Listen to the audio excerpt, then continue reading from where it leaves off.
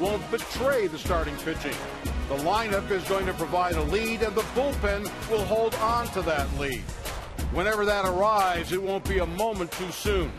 Tonight or even tomorrow morning, if need be, would be a perfect time for that moment.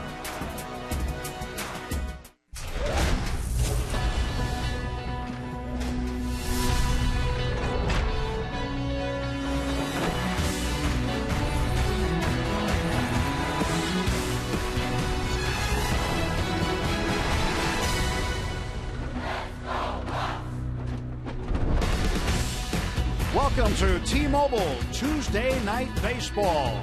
It is a gorgeous night in Pittsburgh. Fans hoping to raise the Jolly Roger after this one is over. They're preparing now as the Pirates get set for the middle game of this three-game series with the San Francisco Giants. Hi again, everybody, with Steve Blass. I'm Tim Neverett. Dan Potash will join us in a little while. A wild one last night. Pirates looked like the pitching was going well for a while under Jeff Locke, but the sixth inning came along and things fell apart. But the Pirates starting pitching this year, Steve, much different than where they were last year around this time. Absolutely. It all starts with pitching, and all pitching starts with your starting rotation. Take a look over at the top line on the right. Wins for starters, 3 after 32 games. Well, that tells you a lot of it, and the rest of it you can see for yourself in the Major League rankings for the Pittsburgh Pirates starting rotation. So it has been very, very difficult. There are other aspects that need to be cleaned up also, but it all starts with your rotation, and this is kind of the tale of what's been going on. Well, the Pirates starters 3-15. Charlie Morton's still looking for his first win of the season. Tim Hudson of the Giants has 4 of them. We take a look at tonight's starters right now. Hudson almost had a complete game Wednesday against the Padres, came out away from that. Yeah, Charlie has not gotten much support offensively, so he's got to get it going, and they've got to score some runs for him. By the way, as you look at what they've done recently, keep in mind, both of these guys throw a lot of ground balls, so you better have your gloves ready on the infield. Both of these teams are going to have a lot of action on their infield. You could see a lot of ground ball outs tonight, but the Pirates hoping to get the ball in the air over the fence. This team has been averaging 6 runs a game over their last 5 games. Can they keep up the run production? The PNC Power Patrol hopes to be on patrol tonight against the Giants and looking to even this series.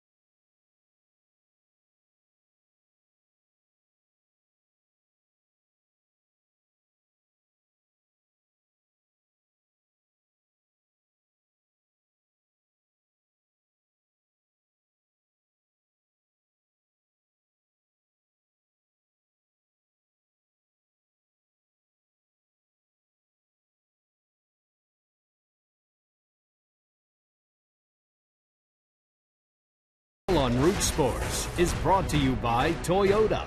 Now's the time to go places with Toyota. Visit buyatoyota.com for special offers. And by PNC Bank for the achiever in you. Let's go Bucks! Time again for Bucko baseball, and Charlie Morton coming up out of the dugout, taking the field as the Bucks get set to try to even up this series against the Giants after last night's 13-inning disappointment. Only took 5.5 hours last night. Hopefully we can get it in under that tonight. Yes. Starting lineup for the Giants, brought to you by Honda. Angel Pagan, Hunter Pence, and then Buster Posey. Last night 3 for 4, 3 singles, 2 RBIs, 3 runs scored. He had a big night for being lifted early for a pinch runner. Michael Morris, Brandon Belt, Pablo Sandoval, a switch-hitting third baseman. Brandon Crawford at short. A-Ray Adrianza will bat 8th and play second base. Tim Hudson will bat 9th against right-hander Charlie Morton.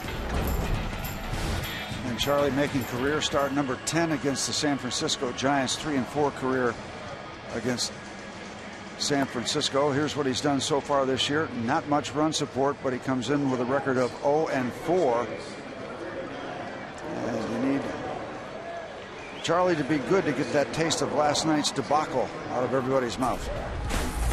We'll take a look at the Pirates defensively tonight. And for the 4th straight game, Josh Harrison starts in right field. Cutchin at center, Marte in left. Alvarez and Mercer on the left side with Walker and Ike Davis starting again on the right side of the infield. Tony Sanchez back behind the plate. Jay Hay getting the job done as the leadoff hitter and right fielder for the last 4 days. And Tony Sanchez getting plenty of time behind the plate with Russell Martin still out. First pitch to Angel Pagan is in for a strike. And you take a look at Tony Sanchez. He's going to be busy again tonight with Charlie throwing those sinkers downstairs. Let's hope that he doesn't get beat up too badly. Pagan off to a good start this year, but is in the hole. No balls and 2 strikes. And 9 for 12 against Charlie Morton in his career. He's had more success than any other member of the Giants against Charlie. No balls and 2 strikes to the switch-hitting center fielder Angel Pagan. Talking about Charlie's work against the San Francisco Giants. He's 3-4 in those first 9 starts, but an ERA very nice, under 3. So he's done his part of the deal against San Francisco. And his batting average, Pagan's tied for 4th highest in the National League right now. He has 13 multi-hit games. That's also 4th most in the National League. And a bouncer to first base. Davis will take care of it. 1 out. A good start as Brown Chuck gets a ground ball to start the ball game.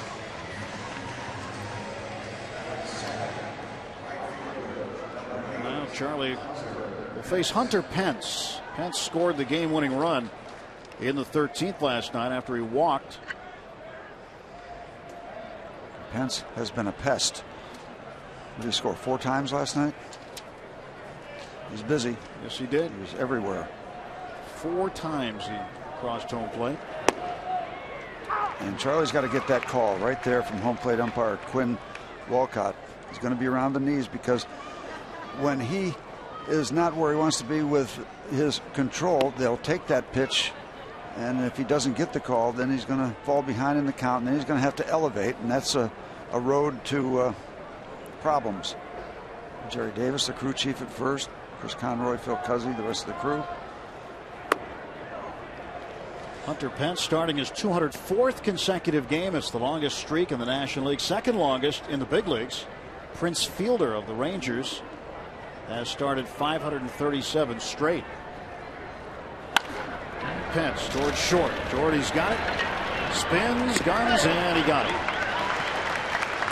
He's getting a little anxious there. Jordy did get it across the infield, but turned around and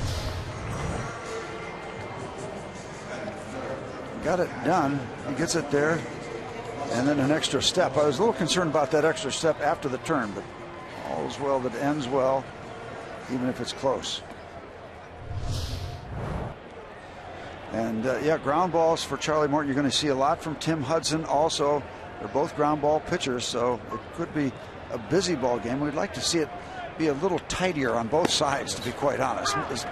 Major League Baseball, there's a lot of things in that under that title that weren't featured last night. No.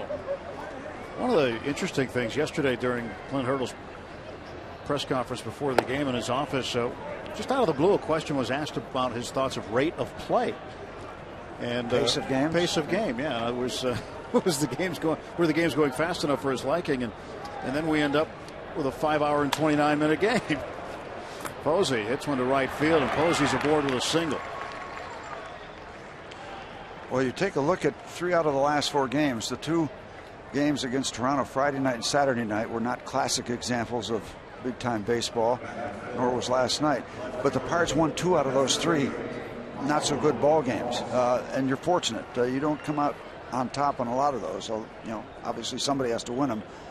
But we won the first 2 against Toronto, and almost got away with one last night. Can't win all of those kind.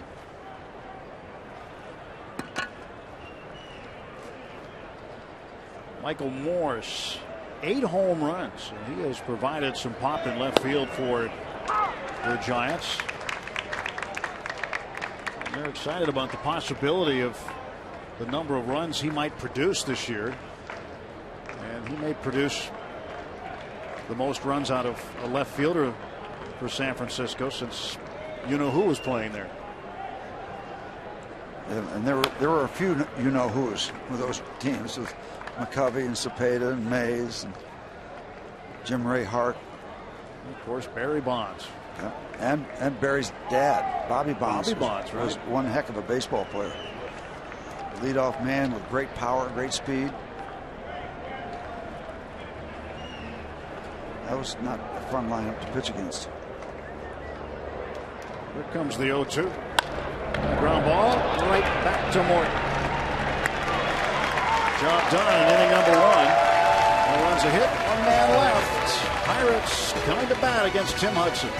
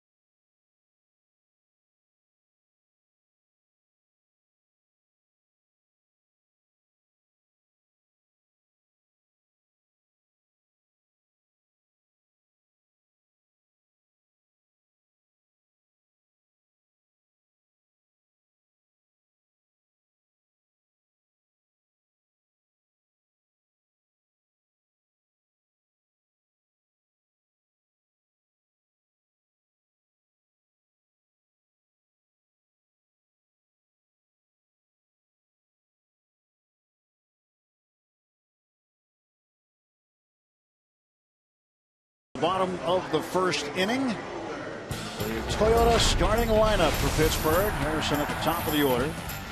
And Neil Walker, Andrew McCutchen third, Pedro Alvarez cleanup starting, Marte batting 5th. And over his last 6 games has been hitting .385 with a couple of extra base hits and 4 stolen bases. Ike Davis bats 6th. Tony Sanchez 7th. Jordy Mercer hitting 8th. And Charlie Morton looking for his first hit. Bats 9th. Against veteran right-hander Tim Hudson, never a losing season in 17 years as a major league pitcher.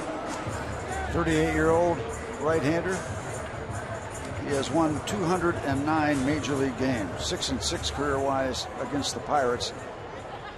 Check out that little number about the middle of that chart. Walks for the year, 2 in his first 6 starts. 2 walks. I used to do that during the anthem. Both came in the same game. And Harrison takes a strike.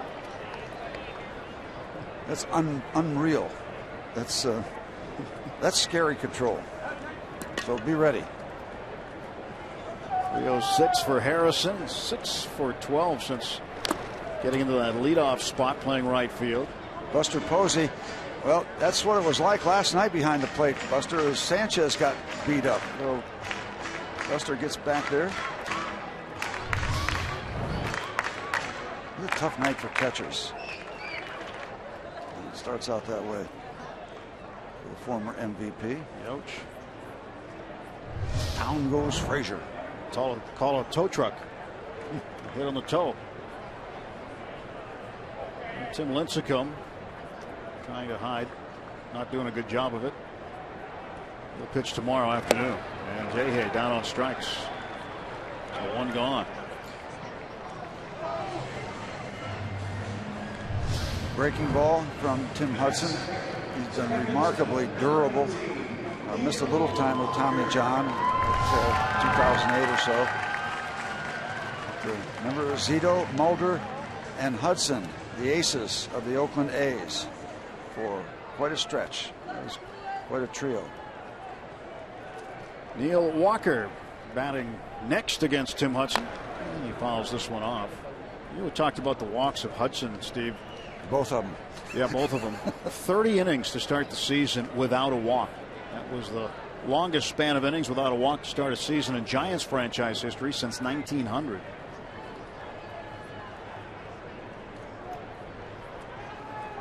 And Walker to Crawford in the shift. Underhand toss to Brandon Belt, 2 down.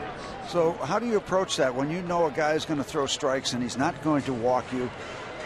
I would say you're more aggressive, right away, because if you're not, you're going to fall behind in the count. We all know what the numbers are compared to when you're behind in the count and ahead in the count. So try to get something right away, and he'll work to that philosophy too, and he'll tease you, knowing he can come back and throw strikes pretty much whenever he wants to.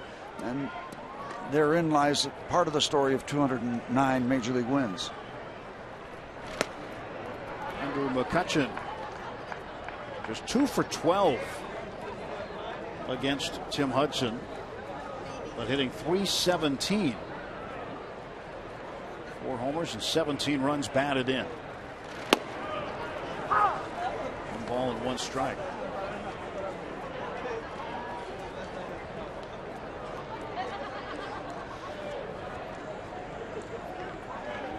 Beginning with action last year on May 7th, Andrew McCutchen leads all major league players with a .330 batting average.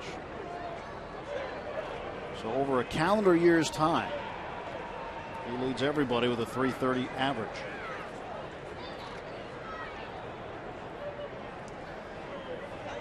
One-two pitch. Outside 2-2. 159 games during that time. Reigning MVP. He's gone 196 for 594. 21 home runs, 84 RBIs. He scored 97 times. See where he was a year ago today. Much lower than where he is today. Tapper down to third. This will be a foul ball.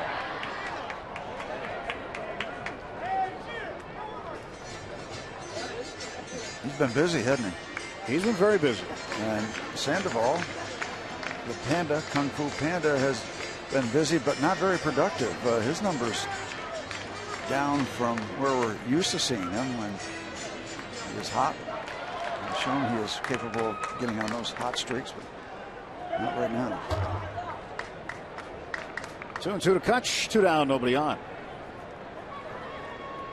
Hudson's kick and pitch. That is low, 3-2. Wait a minute. That's a headline. Full count. A full count. He's bordering on walking somebody. 6'1", 174 pounds. Not the biggest guy in the world, from Columbus, Georgia. And from the Oakland A's. Spent some time in Atlanta. Payoff pitch. This one again fouled off.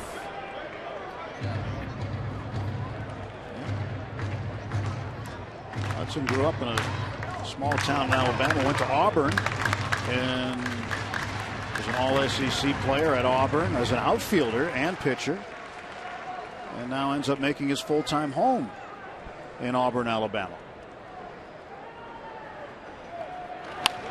This one's in play. Sandoval loads up and throws out McCutchen. Pirates gone in order in the bottom of the first. We'll head to the second at PNC Park. No score.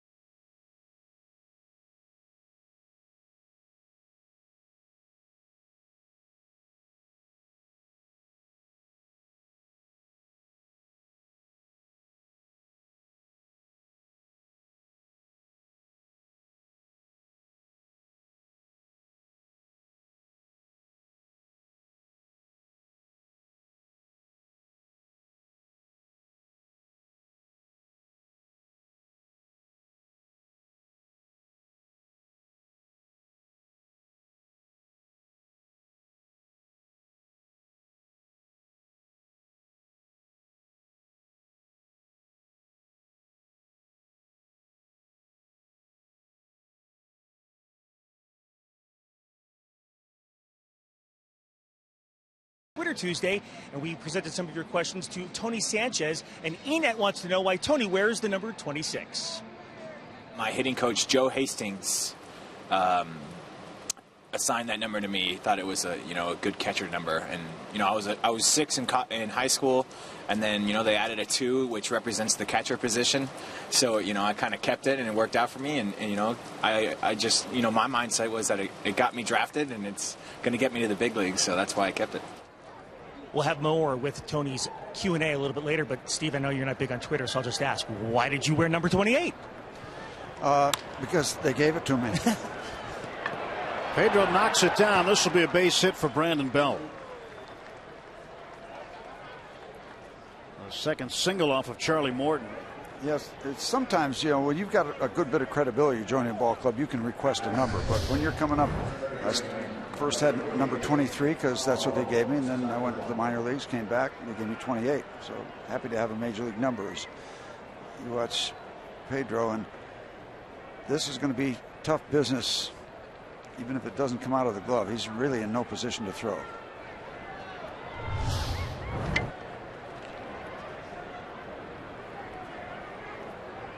One on and nobody out. And Sandoval swinging a miss. It was another ground ball. Charlie got 3 ground ball outs in the first inning. Buster Posey's hit was a flare to right field, and this base hit that was knocked down by Pedro by Belt hit on the ground. So you hope that the two-seamer continues to work and that he can get guys to hit on top of the baseball. 0-1 pitch. We'll wait, and a throw to first. Belt back. And no guarantee that every ground ball is going to be caught, but that's how you want to start your deal. That's Charlie's game. A high percentage of them are at higher infielders. We'll employ that optimal defensive positioning and hope that everybody's lined up right.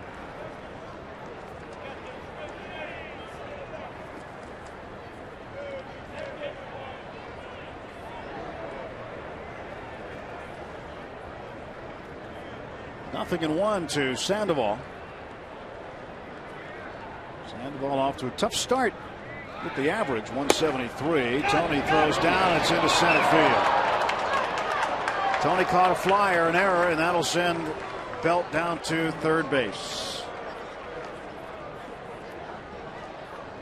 Are they calling batter interference on Sandoval? Was there a point at him?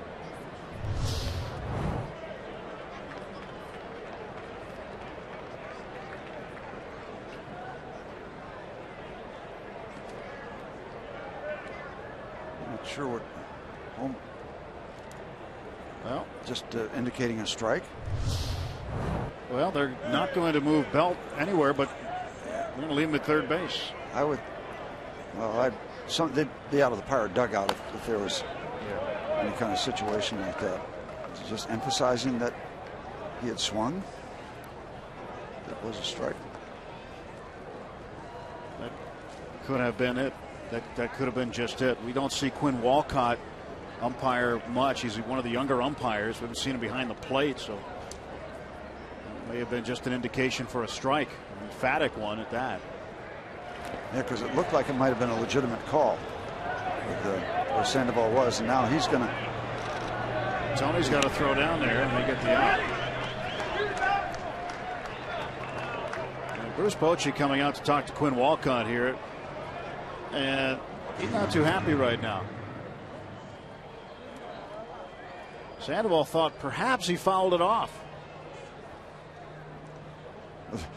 That's kind of an odd couple gathering right there. Bruce Bochy, big and gruff looking, and Quinn Walcott looks like he's about 17 years old, but he'll hold his ground, at least for the time being, unless Bochy wants to get some help for Walcott, but he doesn't extend the conversation. And the ball will strike out. That strikeout's going to stand. Well, I mean, he's standing there as though it's a foul ball. Let's see. Allegheny Health Network Supermo slowing it way down for us. I can't tell from that. Hard to tell.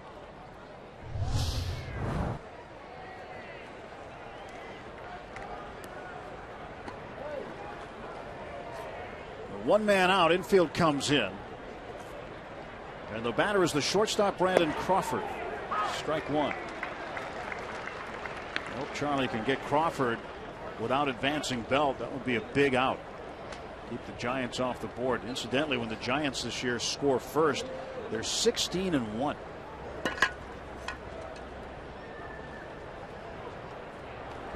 They did score first in last night's game. They took a 2-0 lead.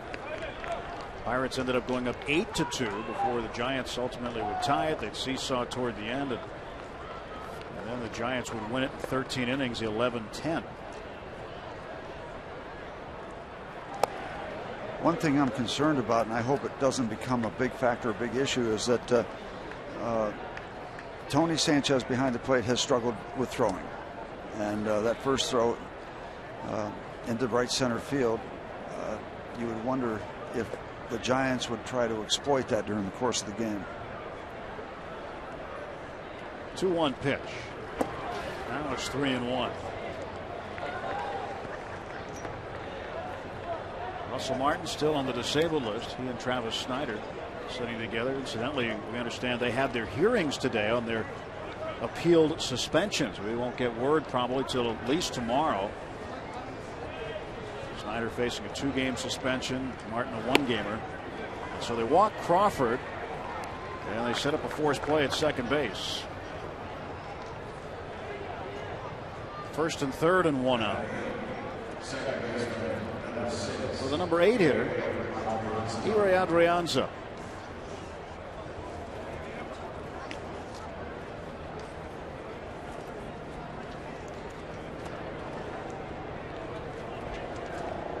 Adrianza getting a start tonight for the Giants.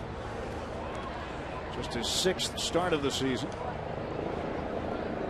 And you never know with a pitcher in the on-deck circle if the Giants might be thinking about doing something. The Pirates still are going to be concerned with a running game that might accelerate. Charlie makes a move to first base.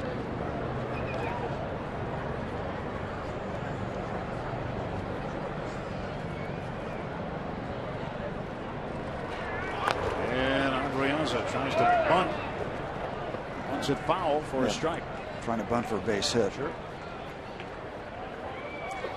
Not a bad idea. It's early in the game, top of the second inning. First and third and 1 out. Although, you know, then you turn over the responsibilities of scoring some runs if the guy from third doesn't come in with your pitcher in the on-deck circle. I don't know.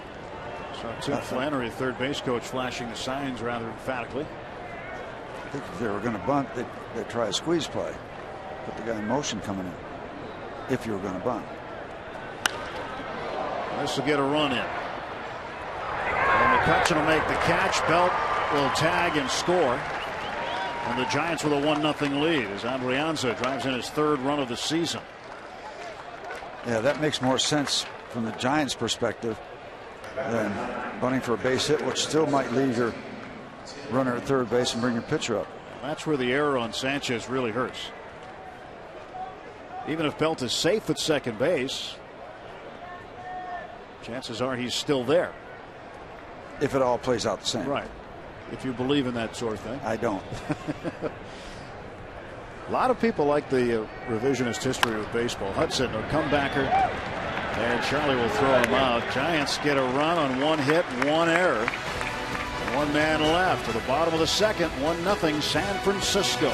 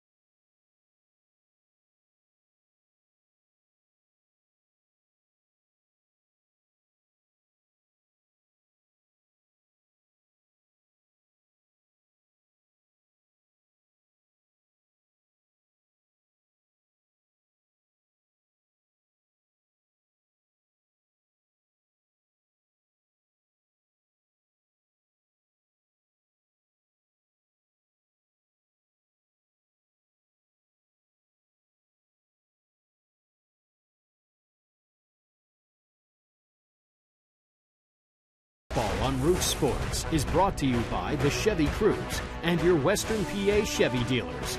And by Day Automotive. We're going to make your day. Let's go Bucks.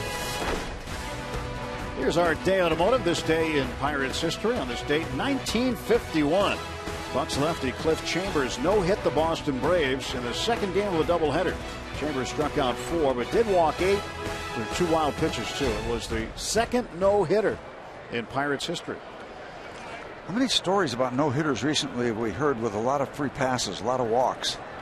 A lot. A lot of them. A lot of them. Well, this guy, Liriano, how many walks did he have in his no-hitter? I think 6. 6 of them? Jackson, was it Jackson that had 8? Edwin Jackson had 8. A.J. Burnett had 9 in his. He was with the Marlins against the Padres. How much for the pitch count?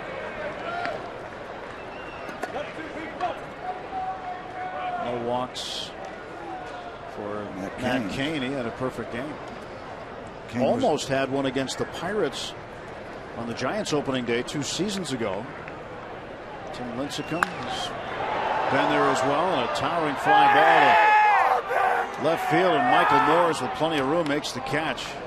So you're saying Cain was able to get everybody out? If you say so, Steve. And a couple of seasons ago, it was the first game of the season for San Francisco. The Pirates had 3 opening days, 1 here in Pittsburgh, 1 in Los Angeles, and then the road trip went to San Francisco. The Giants opened. Cain was the starter against James McDonald.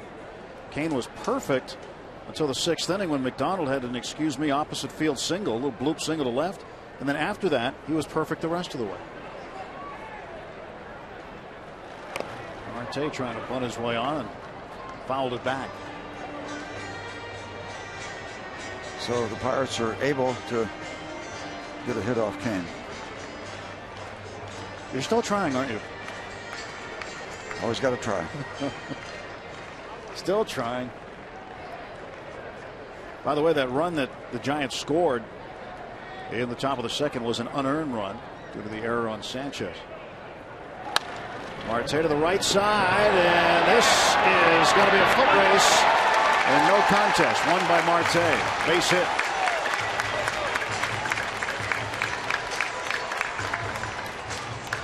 Tying runs aboard early in the ball game for the Bucks. Well, good stop by Adrianza, but just not able to get the ball there in time. The speed of Marte. There aren't many pitchers that are going to win a race against Starling. Especially when those guys hit those kind of balls. They know, they're sniff. They got an opportunity to get one of those cheap hits. Well, Hudson, a pretty athletic pitcher and in terrific shape. He's 38 years old. Ike Davis, the batter. Throw to first and Marte back. Starling has stolen 11 consecutive stolen 11 consecutive bases. So yes, he's able. So the Pirates need to get Charlie some run. I wonder what's been going through Charlie Morton's mind. Well, the Pirates have been scoring all these runs in the last several games, and they haven't gotten him much help. I think in his last 3 starts, they scored a total of 6 runs. Davis pulls this one foul for a strike. It's tough when you're averaging 2 runs of support per game.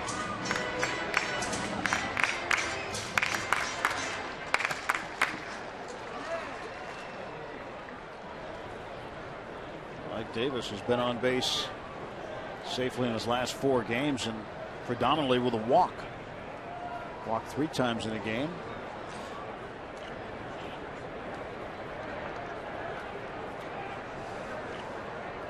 Hudson stretch and the 0-1 ready for Ike Davis. 1 ball and 1 strike. But as a hitter, Steve, against a guy like Hudson, you've got to be thinking, he's not going to throw me too many balls. I mean, he just doesn't walk anybody. So you've got to have a pretty aggressive approach, you'd think. Be ready early.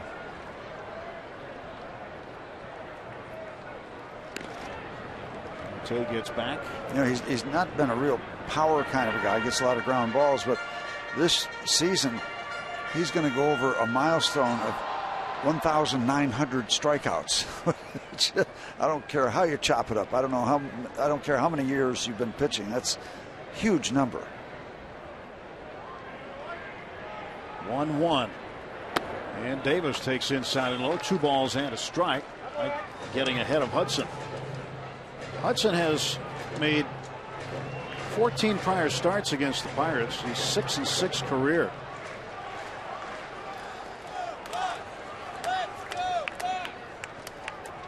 Pirates and beer. What else do you need, Steve? Now there's a shirt for Free Shirt Friday right there. What else do you need? It's free shirt any night.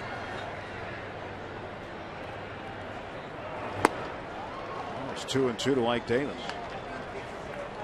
Now, if you were stuck on a desert island somewhere, Pirates and beer, could you survive on those 2 things? Somebody asked me that question. What would you want if I was stuck on a desert island? I said a Learjet.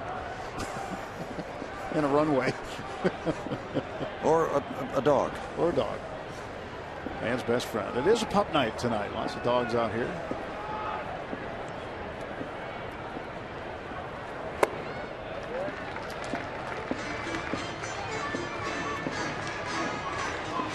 Balls and 2 strikes. So Davis with a full count. Tony Sanchez on deck.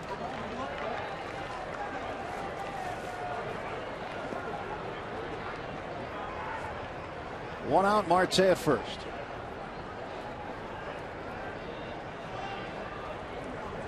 There goes Starling, and this one is pulled into the Giant dugout. Expecting Marte to go on a 3-2 pitch, 1 out, trying to stay out of a double play. Get a head start in case Davis puts it in play somewhere. Maybe Marte can get the 3rd or even score.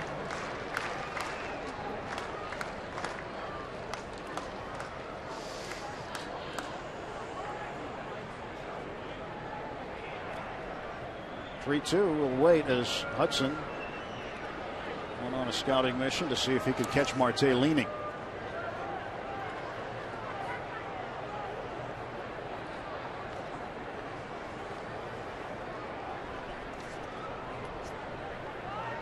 Here comes the payoff. Starling goes, and this ball's a fair ball. Marte's going to run, and he will be held at third base. Davis gets back to first, and a single for Davis. Hunter Pence got a fortuitous bounce off the railing in right field. And now the Pirates with runners at the corners. This ball is ripped right along the chalk. And you're exactly right. It depends on what kind of deflection, what kind of bounce Pence is going to be forced to handle.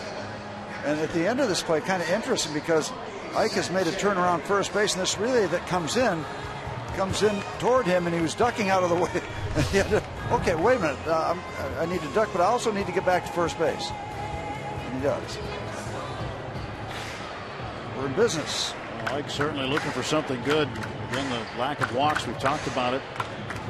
For Hudson, got to be up there ready to hit. Well, one thing about control pitchers, too, they hate walks. So they get in 3-2 counts. There's a chance you're going to get a better pitch than you might expect because they'd rather give up a hit than a walk if they were honest. Tony Sanchez has hit safely in 3 straight. And all but one of his first dozen games with the Pirates this year. .293 average. The only time he was held without a hit was on the 1st of May at Baltimore in game 1 of a doubleheader. Other than that, he's had a hit in each game he's played in. Tony had a good opportunity here to tie the game. 1 out, Marte at third base. Just to go back to that subject, guys like Tim Hudson, guys like Greg Maddux, the real good control pitchers, walks bother them, and they will tell you, they'll tell you that too. Take particular pride in what they do with their control.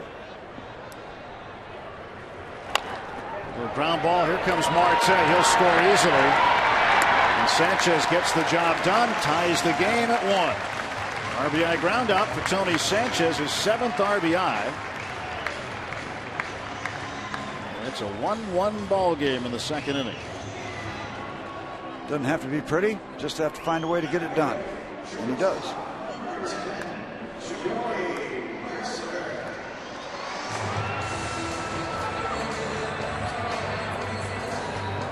I like watching Marte go first to third. I like him even better going first to home. But it's really fun to watch him sprint. Jordy Mercer trying to get back on track with the bat. And Hudson will not work around him to get to the pitcher. Those control guys don't work that way. That's giving in, and it's not part of their deal. He played the last 8 innings of the ball game last night. 8 of 13. He went 2 for 4. So he's got 3 hits over his last 8 at bats.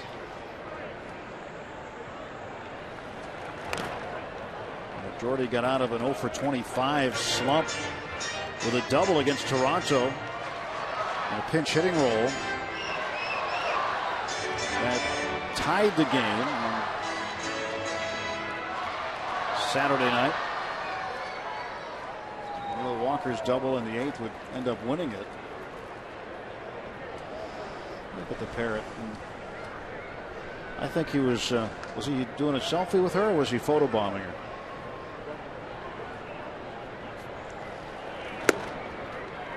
Photobombing.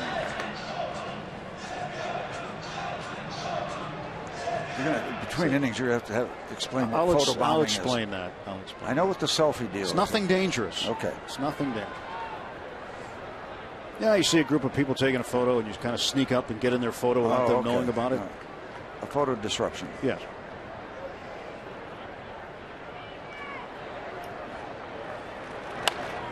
Off the end of the bat to Brandon Belt. Hudson covering. 2 hits in the inning, Marte and Davis. Sanchez drives in Marte, and it's a 1-1 game after 2.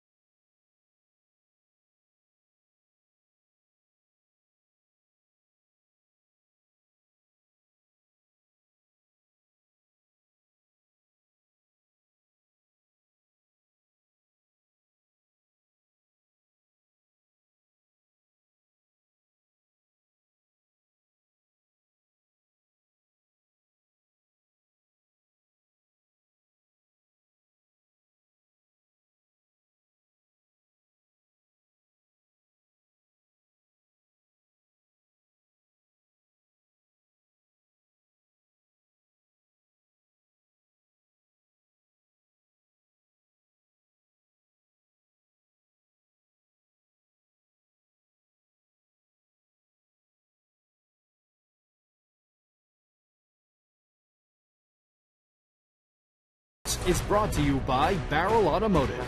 We're driven to be better. And by Levin Furniture, proudly featuring solid wood American-made Amish furniture. For furniture that lasts, shop Levin. Let's go Bucks! 1-1 as we head to the top of the third on a pup night here at PNC Park. Barrel Automotive League leaders, National League leaders in ground ball to fly ball ratio. Jordan Lyles of the Rockies on top of that list, then Garrett Cole, Tim Hudson, Charlie Morton. With Cole being on that list. Pagan throws this one to left field, right into the glove of Angel Pagan. And one pitch and one down in the Giants' third, and Pagan is 0 for 2. Yeah, nice to see Garrett Cole on league leaders lists. Well, especially on getting ground balls. Yeah, this guy's a power guy. I mean, he's on the pinch hit list too. He is. After his pinch hit single last night, first career pinch hit base hit.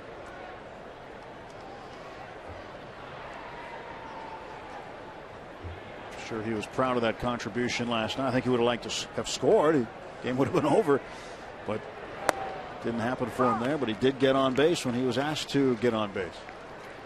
You know how much fun that is for starting pitchers whenever they run out of players and you just keep walking back and forth in front of the manager to have your name on his mind in case. Is that what you do? Oh yeah, that's part of the dance. Collins breaks his bat. Mercer throws him out. 2 down. Another ground ball out. There is evidence of the value of Charlie Morton throwing ground balls. And he's starting to pick it up. You see the last bar there, 75% on May Day. Been a little over 50%, 60%, but getting up in the 70s is where he wants to be and where he was accustomed to being last year.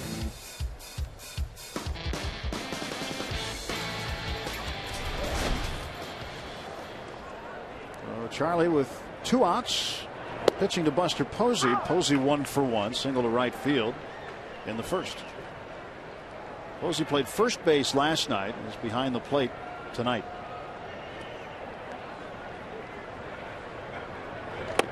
Bruce Bochy will do that time and time again just to prevent wear and tear on Posey.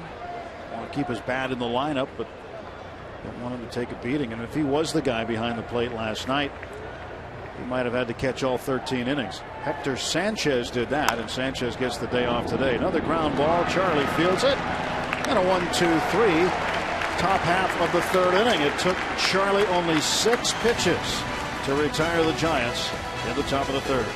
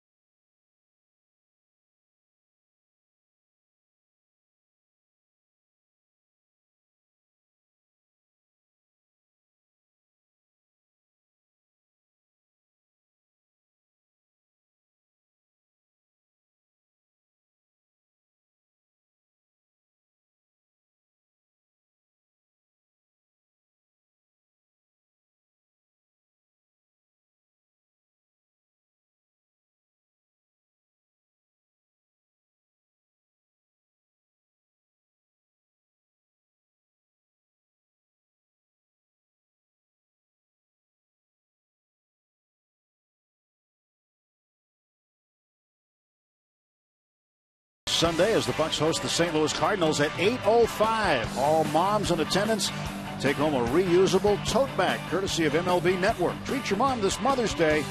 For tickets, visit Pirates.com. It'll be Mother's Night game. Pup night. It's kind of like social media for dogs out there in the pup deck, isn't it? I'm still amazed. There's no fighting. They all seem to get along very well. Sure. Get along, little doggy. I had a German Shepherd that didn't get along with anybody. No? Except family. Territorial. 0-2 to Charlie Morton, who leads off in the bottom of the third inning, and back to the top of the order. Pirates will turn the order over to Harrison and then Walker. What was your dog's name? Slider. Of course. We had two. We had Smokey too. Also. 0-2 pitch. And Charlie down on strikes. So 1 out. We want to see how you root for the Bucks. Be our AT&T fan photo of the game. Show us the most unique ways you raise the Jolly Roger and the fun places you watch games on Root Sports.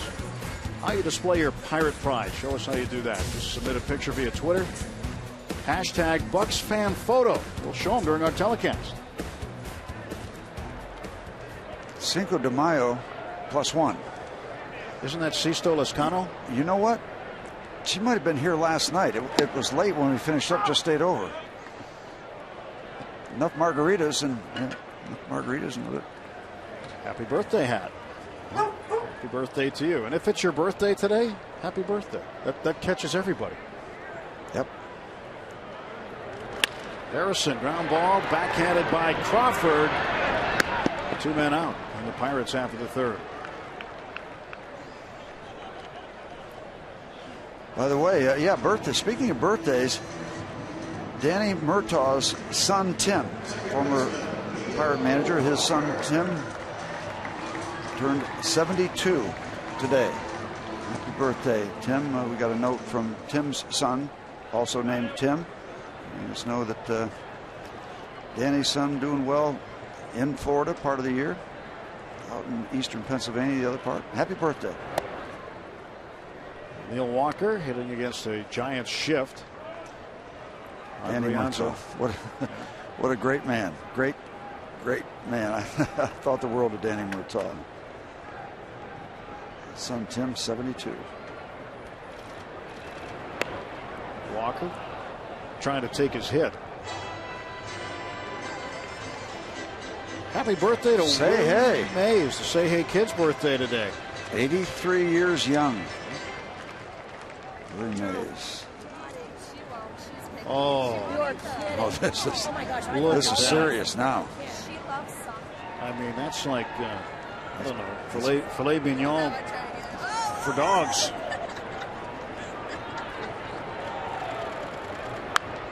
Walker follows it up. Going back to what Walker did with the shift on.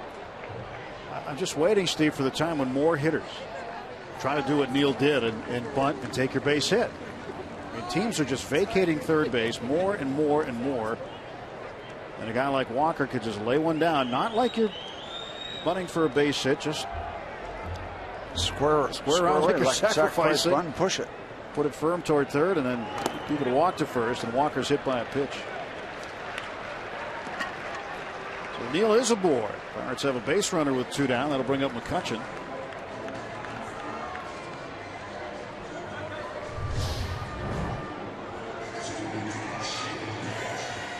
And that's where Neil seems to get hit more often lately, while turning in and away from the pitch. That front foot or ankle in that area continues to get plunked by pitches.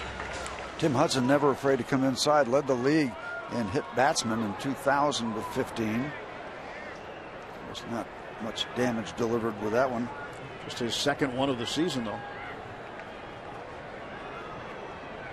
2 outs, McCutchen at the plate. He grounded out to Sandoval at third in the first inning.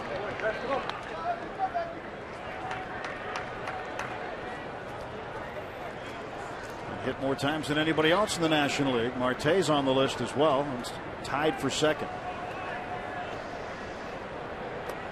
Marte getting hit fewer times so far this year than last.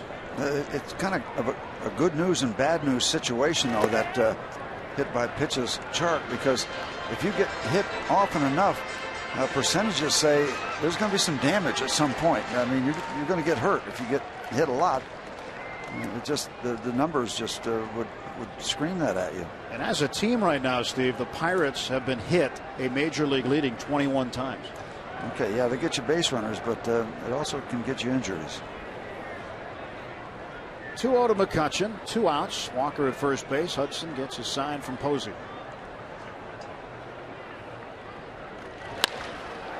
To right field, Hunter Pence right there. No runs, no hits, 1 left. On to the 4th at PNC Park. Pirates 1, Giants 1.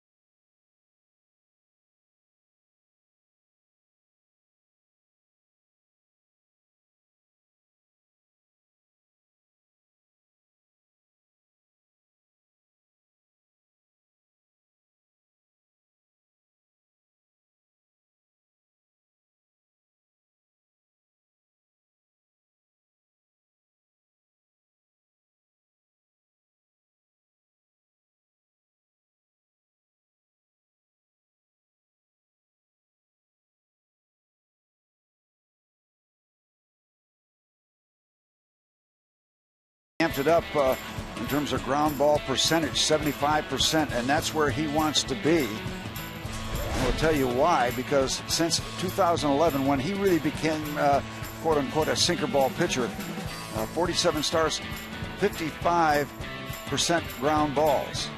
Now, 259 opponents batting average, under 55%.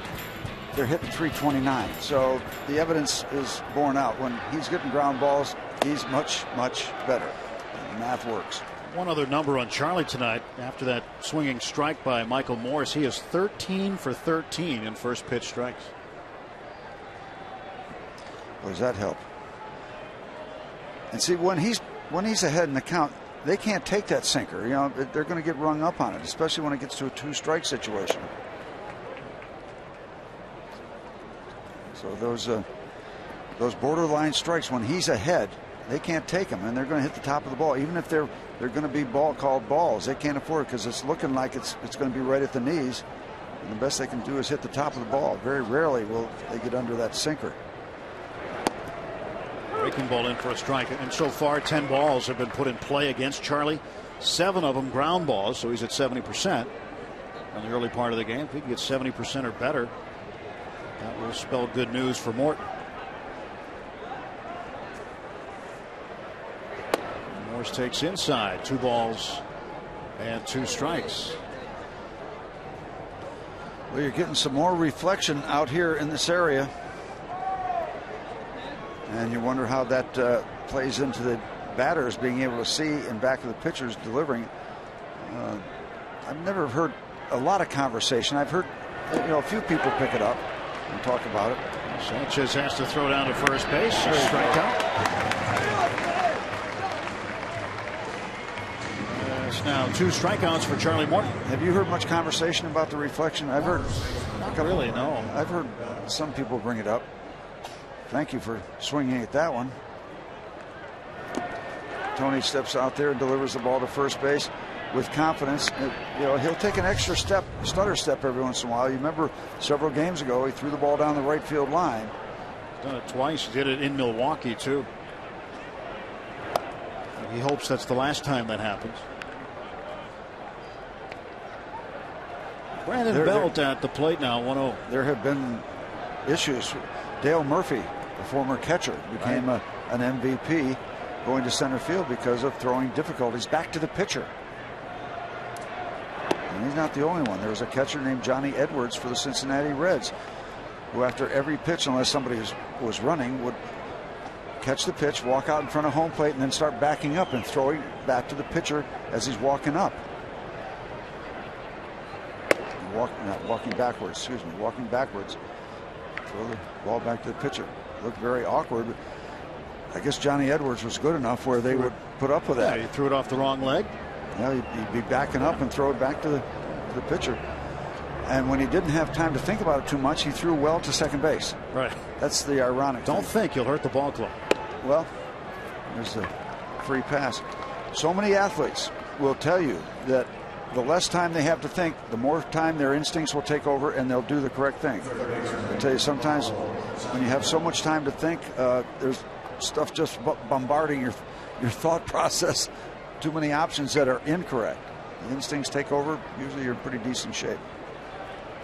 Well, your throwing situation very well chronicled. Have you talked to Tony? Or thought about talking to Tony about it? That's a delicate situation because I don't want to convey too much in a negative sense. So the answer is no, I have not.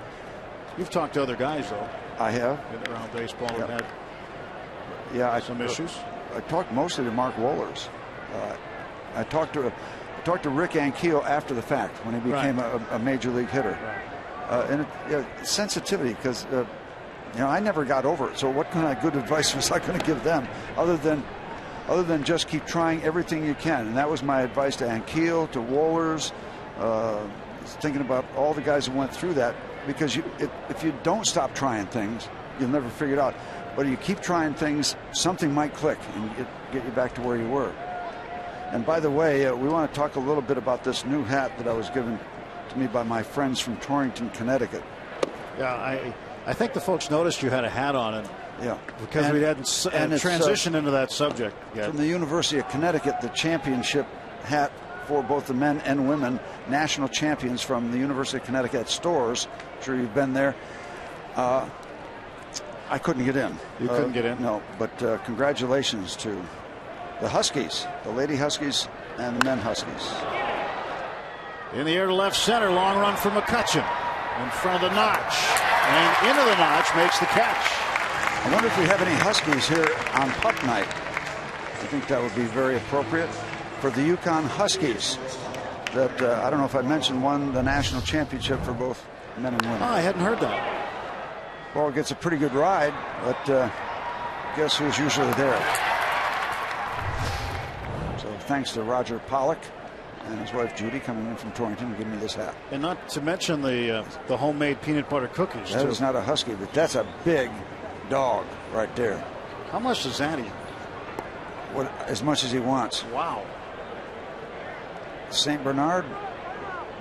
Well, I hope he doesn't come in the booth and eat the peanut butter cookies, because that's what those are really good. Well, where's the jug under his neck that he saves people with? Like, maybe bring that up to the booth. Look at that big guy. That's a big boy right there. That's a bull mastiff. Well, my apologies to all the St. Bernard people and the bull mastiff people. You sure about that, Zach? That is a bull mastiff? Okay. Yeah. Zach, our stage manager, shaking his head yes. Who might argue with Zach? No room for his dog on the paddleboard there. But he does have the flag, the Jolly Roger. That seems like an inconvenient way to get around. I was going to try that, and then I sat down in the chair until that urge went away. That was another guy. Dueling 2x4s.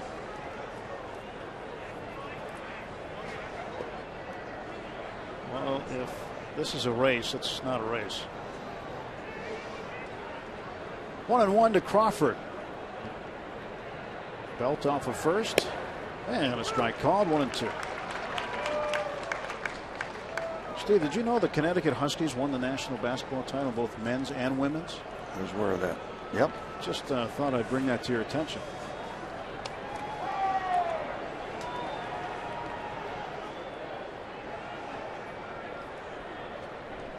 Crawford awaits the 1-2 pitch. 2 down. And a throw to first.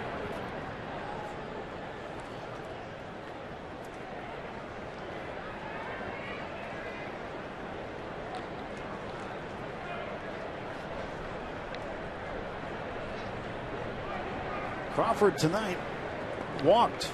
First time up in the second inning, was stranded. And he goes down on strikes. Charlie Morton's third strikeout of the ball game. And we are headed to the bottom of the fourth, all tied up.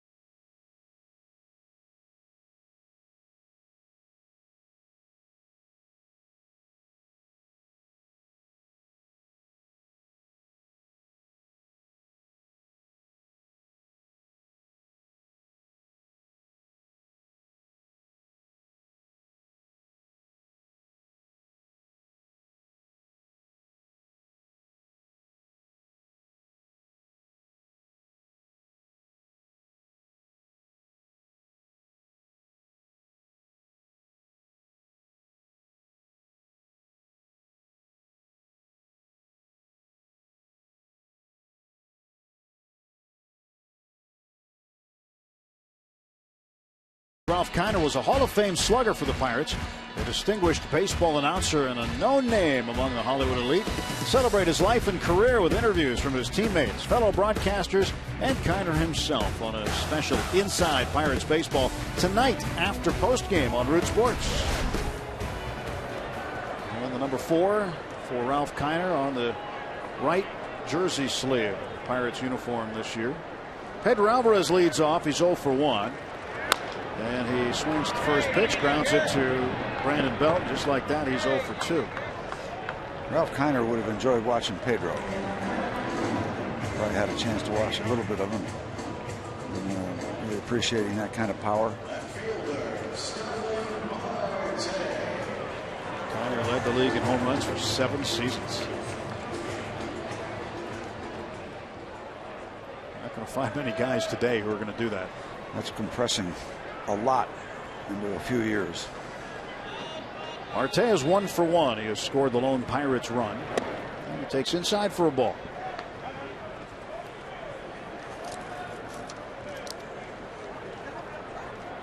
Marte at 265 now.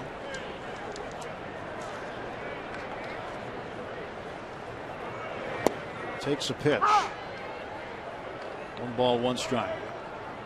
Ray Searage on the phone.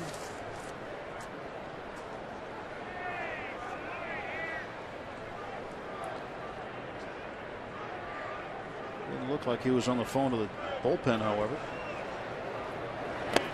1-1 in the dirt, 2 balls and a strike.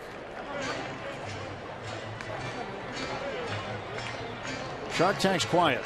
It's still out there. I think so. Charlie's moving along nicely here through 4. 1 unearned run. Here comes the 2-1 from Tim Hudson. Marte to right field and right to Hunter Pence.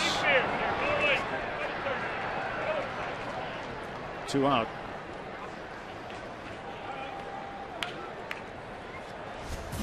Let's take a look at what's happening in the Twitterverse.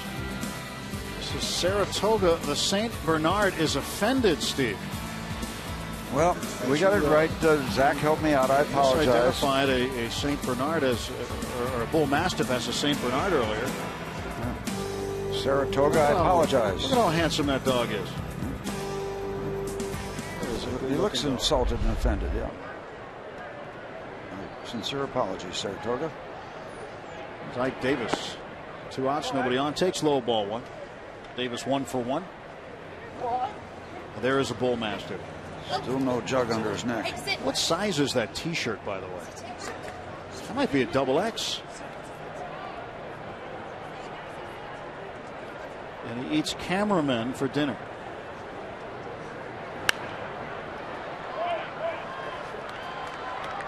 So if you're a TV cameraman and you're near that Bull Mastiff, watch out. Might mistake you for a postman.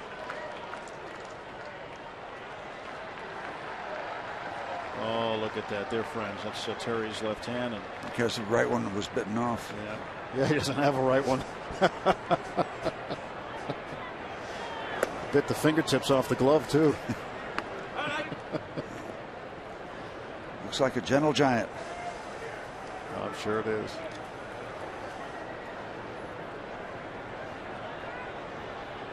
Two-1 coming to Davis.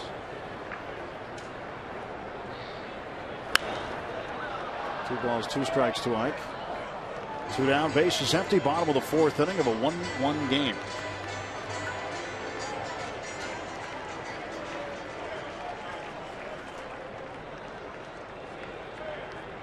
Is it that sunny out? Must be a glare from the lights. And Davis ropes one to the gap in right center field. That'll go to the wall. And Davis around first, and he is into second base with a 2-out double. His 4th 2-base hit of the season. And Ike off to a good start tonight, 2 for 2. Halfway to the cycle. Andrew had a chance for cycle last night. Came up short the home run. But he goes down and gets this one. Gets under it, which gets that back speed or back spin and a lot of carry. I hope Ike Davis can stay hot.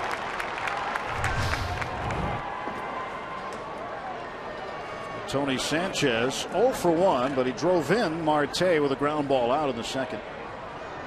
Operative word, drove. Topped the ball down in the infield. Got him in. Well, he's got Ike Davis at second base. He represents the go-ahead run. Tony's been in some RBI situations. We'll have to see on this base hit if he gives Nick Leyva a look like he didn't last night when he ran through and scored that run, and it was a big run. It will slide in under the tag, going around third base. Check swing, foul ball. 1 ball and 1 strike. Charlie Morton watching on. Charlie pretty low key in the clubhouse as everybody was out taking batting practice. Starting pitchers do. Got to the ballpark later than everybody else, but he's just really low key and said hello. Most starting pitchers stare into their lockers and try to zone out the rest of the world, but not Charlie. He's aware.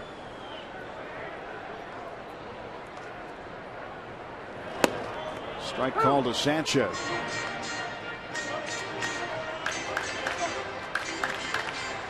Tim Hudson, a 3-time All-Star. Last outing on Wednesday against San Diego. He was 1 out away from a complete game. Would have been his first this year, but Yasmani Grandal hit a solo home run off him, and Bruce Bochy came out to get him. 20-game winner, 1 year way back. And Tony takes strike 3. Sanchez 0 for 2. 1 hit, 1 left, 1-1 after 4.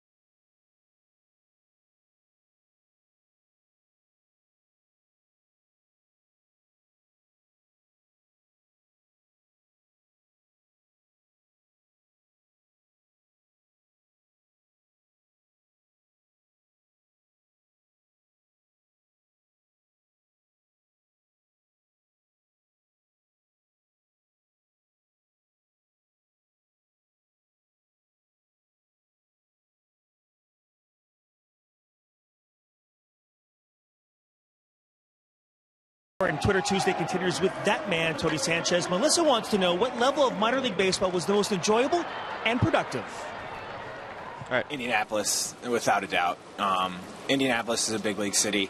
A lot of places to eat, a lot of things for the girlfriends to do. And, you know, some of the best competition. You know, you're facing some of the older guys, a lot of guys with a lot more experience than you. So, you know, it's a little bit tougher baseball. And, you know, you're right on the doorstep of the big leagues. Okay, I'll go with that, but I would think that the single A level would probably be the most fun, wouldn't you, Steve? Oh yeah. They probably could have made another 4 hours of the Bull Durham movie if you talked about life in the low minors. It's just it's full throttle. You're 18, 19 years old, and you're just doing exactly what you have dreamed about doing. Adrianza into right field. That's a single. As Harrison got a good bounce. Same bounce that Pence got on Ike Davis' base hit in the second inning. And Davis was also held to a single. Ray Adrianza with a leadoff single to start the Giants half of the fifth. Yeah, and Josh Harrison set up pretty well. You're not playing particularly deep against the number 8 guy, so he not only got the good bounce, but brought him in closer to the infield. So that all added up to holding him at first base and putting the bat in the hands of Tim Hudson. Hudson has 2 sacrifices on the season. Shorten up, throw to first. They got it. That is the 6th pickoff this season for Pirates pitchers. And Charlie Morton picks off Adrianza, and there is 1 out. Nicely done. He was leaning right there, and that's terminal. It's always kind of interesting, though, when you get that pickoff, because many times the tag is going to be up on the body like that, and an umpire, well, his responsibility is to look both at the hand coming in to touch the base and where the tag is applied. There's the hand, and you see the tag up further on the body. Probably get a better sense of it right here, up by the shoulder. So the umpire, it's not the easiest thing to keep track of, but the fact that the throw is there in time is going to help you get the out call, to be quite honest. Nicely done. So the 6th pickoff, and Philadelphia and Tampa Bay are now tied with the Pirates with 6 each.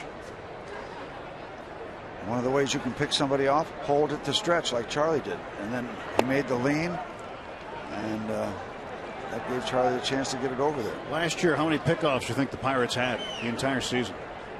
I guess around a dozen, 13.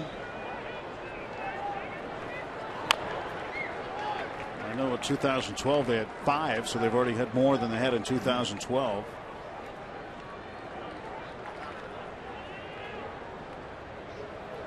I'm just going by the fact that pitchers are so darn good last year for the Bucks. We'll get you that number a little later. Let you think about it for a bit. Last year, how many pickoffs the Pirates had during the season. But they've got 6 right now, which is outstanding. I mean, considering the fact it's the 6th of May, and they have 6. That's a good number. And somebody told me, yeah, it's an interesting answer, because somebody told me last week, and I can't believe this, that there was 1 last year. And that can't be. No. But I was told that, and I don't know why. Oh, no. So Charlie hits Tim Hudson with a pitch, hitting the number 9 hitter. And Hudson goes down to first. And these are the guys you don't want to hit. Certainly unusual, as that fastball kept running in.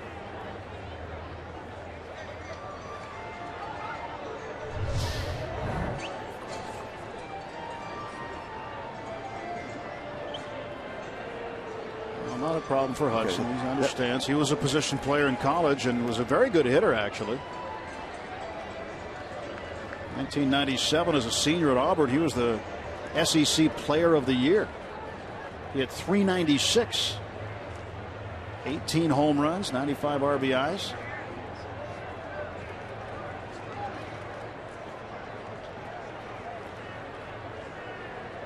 Angel Pagan, 0 for 2. Takes inside. All right, you ready to guess on that number of pickoffs for last year? I did say I was thinking around 12 or 13. Yeah, 13. So the Pirates just about halfway there, and it's only May 6th. Good stuff.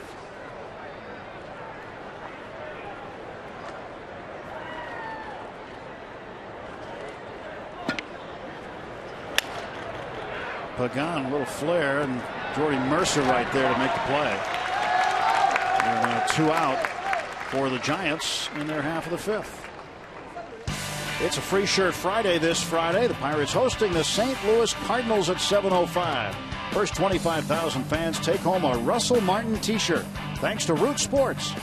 For tickets and to see all of this year's t-shirt designs, go to pirates.com/free-shirt-Friday.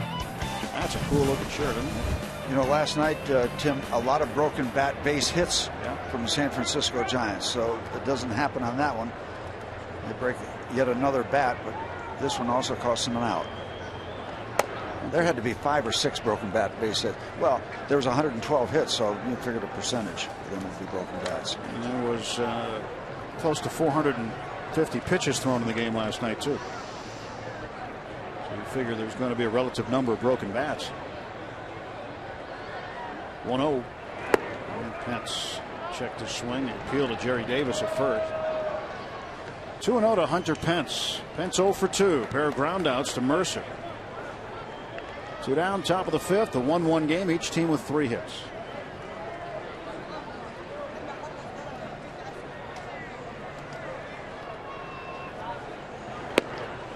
There's a strike. Strike one. You know, last year, Steve, the Giants and Pirates, with the 6 games they played, each of them scored 36 runs. And there wasn't a single 1-run game. And a chopper toward Pedro. He charges, gloves, throws, got him. Hunter Pence grounds out. He's 0 for 3. Giants strand 1. It's 1-1 halfway home.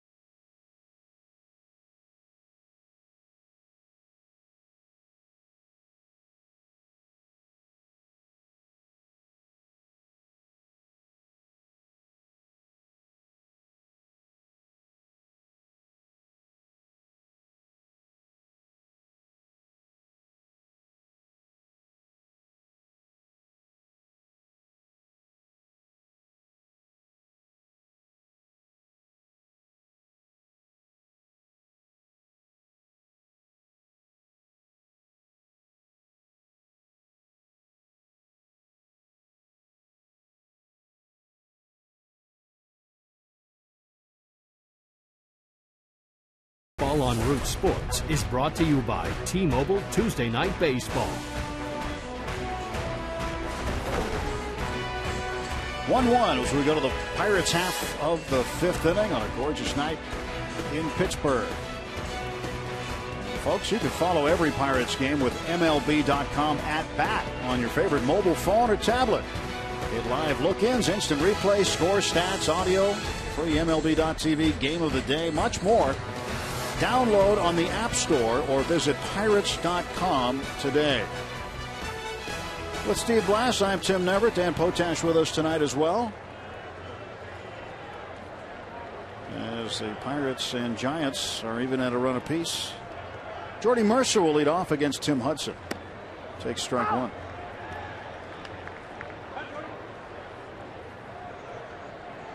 Jordy's 0 for 1. He grounded out to the first baseman Brandon Belt in the second inning.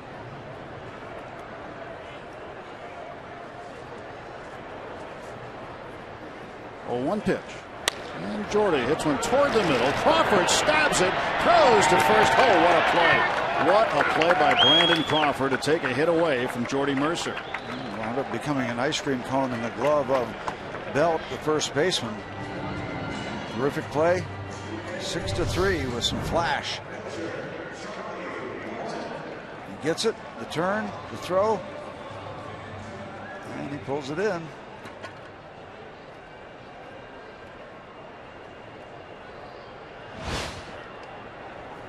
Throwing on the move.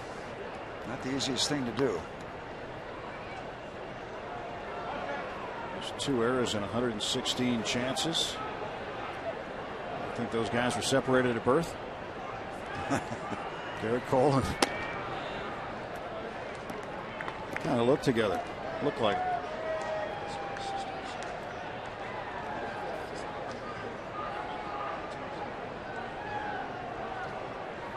Two-0 pitch. We got a very different type of a ball game tonight than we had last night so far.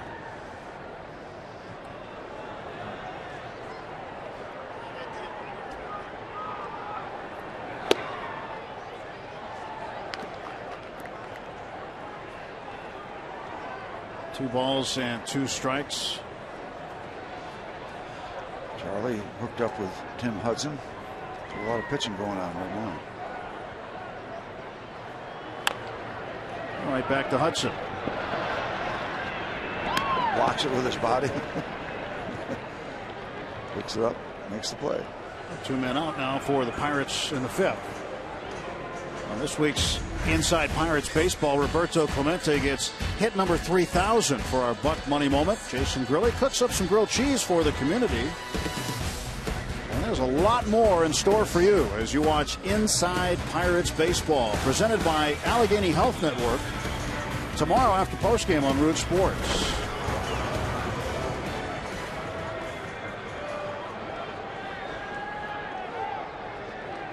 He's dressed up well tonight, isn't he? His Crawford uniform on. And here is Josh Harrison, 0 for 2.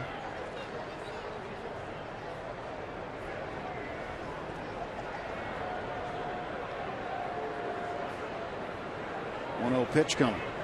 And Josh hits it to the left side. Sandoval there. Another ground ball out for Hudson. Got 3 of them that inning. 1, 2, 3 go the Bucks. And we will go to the 6th at PNC Park.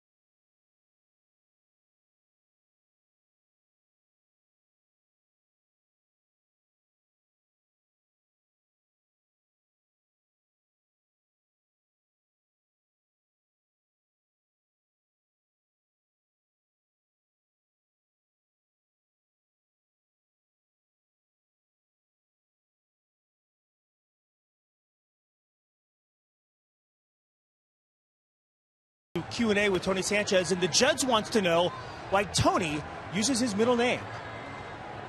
My father's name is Jorge, so it would have caused confusion back when I was a kid. So instead of calling my mother calling us both Jorge, she just started calling me Tony because she hates the name Jorge. No offense to any other Jorges out there. My mother is a lovely woman.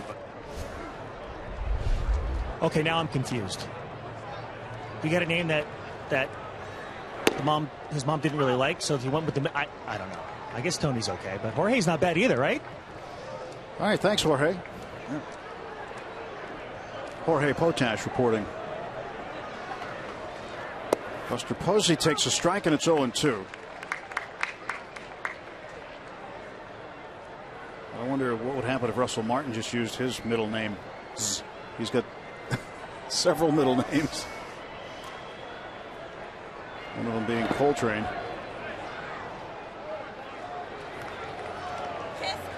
Well, we have found one of the Buster Posey fans here.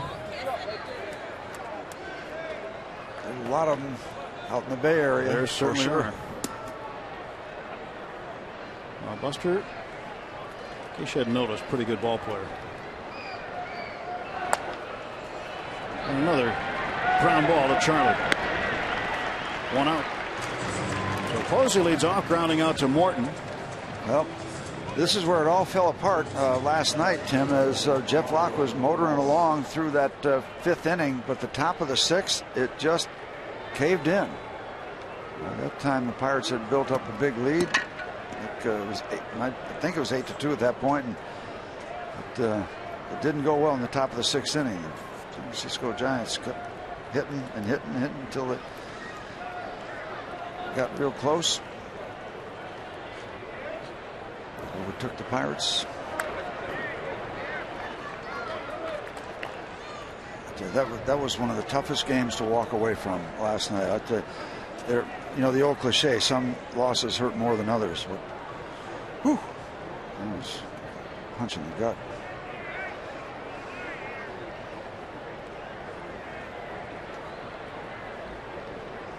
Here's the 0-1 to Morse. Breaking ball low, 1 ball and 1 strike. This Mero Petit last night gave up 8 earned runs and lived to tell the tale. Went 4 1/3.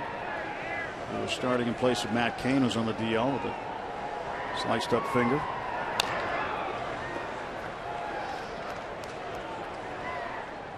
Right now, Charlie Morton is in control of this ball game. He's taking those big, hard swings away. He's creating some awkward swings. They're having trouble catching up with the ball. A lot of movement downstairs. He's gotten in on the hands a good bit.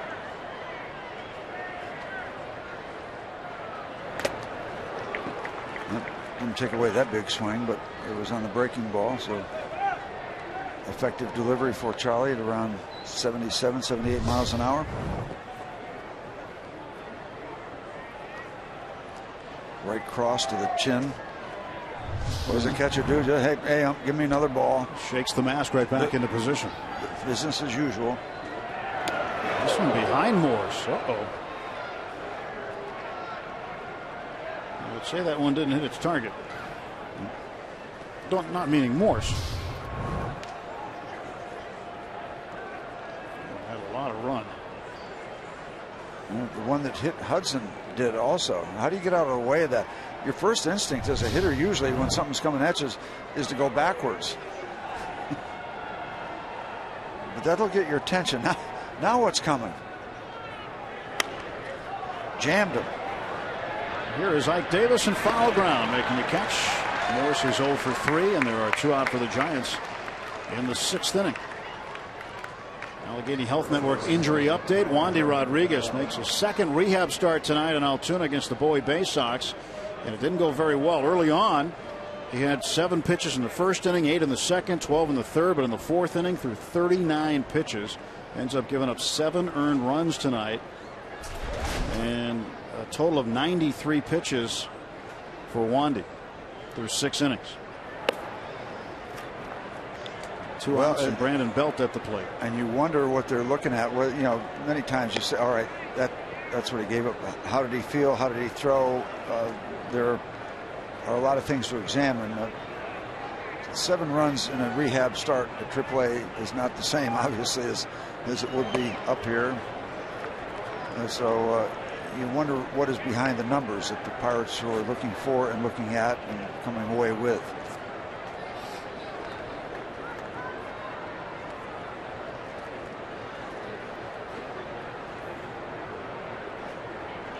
Two-0 pitch. And Belt swings through it. And the Pirates are playing Belt to pull. I mean, Pedro's almost right near second base. They have virtually nobody on that side of the infield. And I said it before, Steve, it's just a matter of time before batters are going to start to take their hits, and then these shifts are going to get neutralized. Although this guy can hit the ball over the fence and get you a lead with one swing of the bat. Sure. 2-out situation. Other situations. Say there's nobody out. This situation you're going to swing away, but with nobody out, nobody on. Yeah. Maybe they wouldn't play him like this either. I think the more we get into the age of the shift, the more often you're going to see what you're talking about. Guys just pushing the ball over there, letting the ball die in the grass.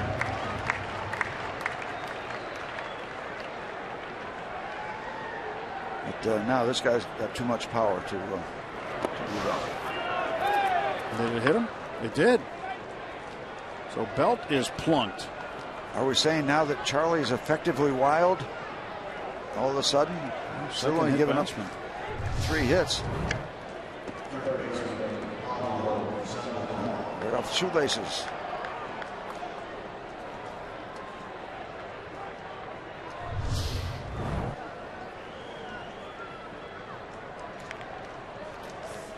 Belt at first. And Morton set to face Pablo Sandoval. 7th batter that he has hit. Although nobody would suggest he's throwing at anybody with as well as he's been pitching in a 1-1 ball game. Charlie Morton does not want base runners right now. Trust me, and the Giants know that. Another first pitch strike delivered by Charlie. 0-1. Sandoval in the 4th inning hit one to the notch, and it was caught up to by McCutcheon. Sanchez won't have a play as this one gets away down to second base. Belt.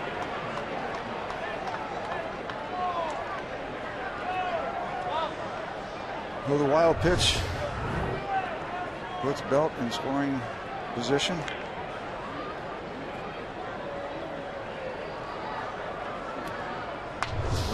There have been a lot of action around home plate between last night and tonight.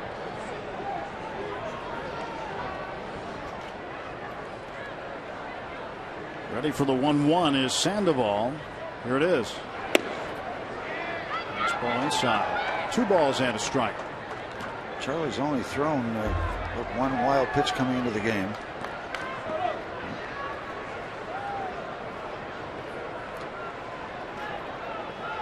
When he has missed, he's missed significantly. A couple of hit batters, a couple of walks, not many hits. 2 strikes on the Panda. Sandoval and the Giants, they have been winning a lot lately. They've won a season high 6 straight games. They've won 10 of their last 11. 21 and 11 on the season, leading the West.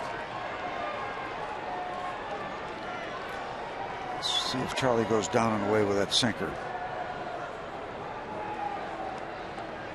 Tony will give us an indication. No, they want it inside. And a comebacker. Broken bat. Charlie throws him out. Another ground ball out. Nothing across for the Giants. And after 5.5, it's a 1-1 ball game.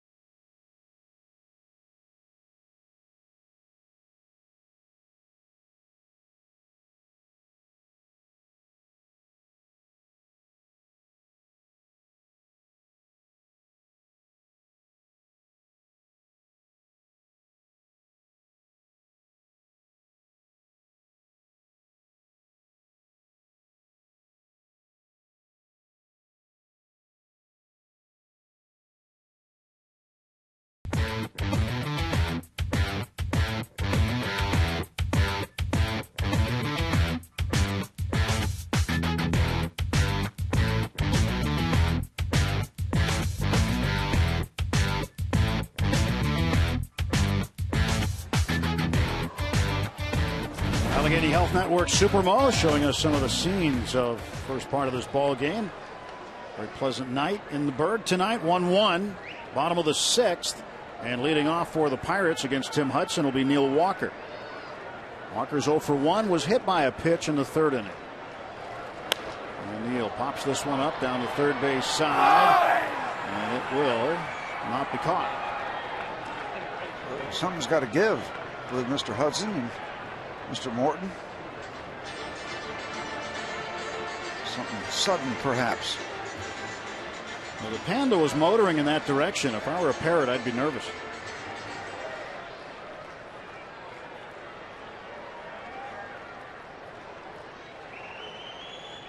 It's like Sandoval cut down on some of the weight. He's done that a couple of times. He's been up and down. Not all of it, though. 0-1 pitch. And that's in for a strike. Off-speed pitch, breaking ball from Hudson.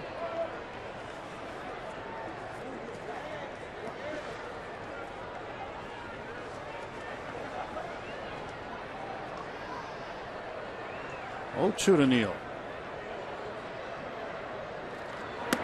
Takes up high, 1 ball and 2 strikes. And Tim Hudson will be in the high 80s, maybe touch 90 with his fastball, but this is Major League season number 16 for him. He's been around a long time. He knows how to pitch. He knows how to win. Doesn't need to necessarily throw it 100 miles an hour. And he strikes out Neal. Evidence, state's evidence number 1 right there. 4 strikeouts for Hudson. Downstairs, that ball might have bounced on the plate. Looks like it did. So if you as a pitcher can throw 1 pitch and the hitter's looking for another one, you're even more in the driver's seat than you are when you start off even.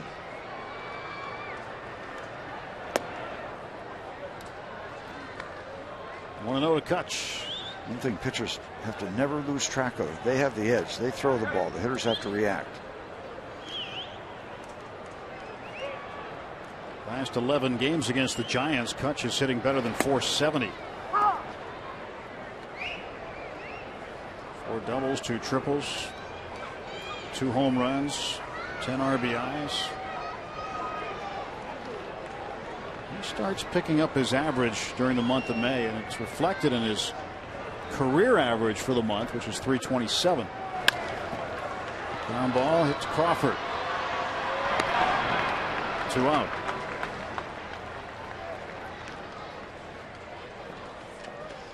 And here's who's bringing the lumber. It's brought to you by Yellowwood. 3rd inning of yesterday's game. Pedro off Yosmero Petit into the bullpen. Home run number 8. A 3-run shot for El Toro. And he hopes to bring the lumber now against Tim Hudson. Pedro 0 for 2. He has a 7-game hitting streak going. Hudson has given up 3 home runs prior to tonight. Right now, he is getting a lot of routine outs. He's on a roll. Charlie, could any 2 ball games be more different than last night and tonight? You know, we always say that the charm of baseball, that you never know what's going to happen in a given pitch, given night, given series.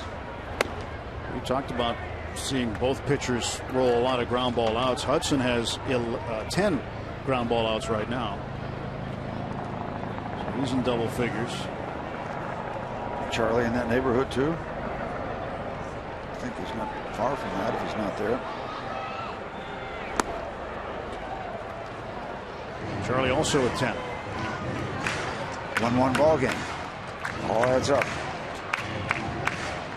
3 hits each.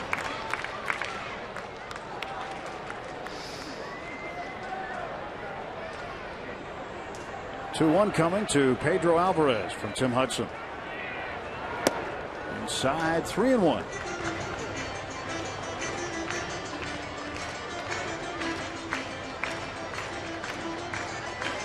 Marte waiting his turn in the on-deck circle.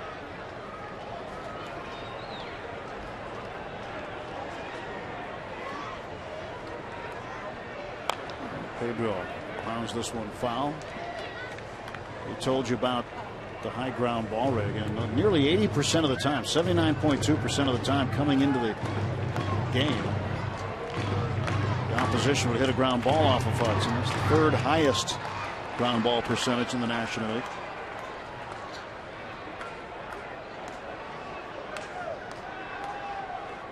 Here comes the payoff pitch.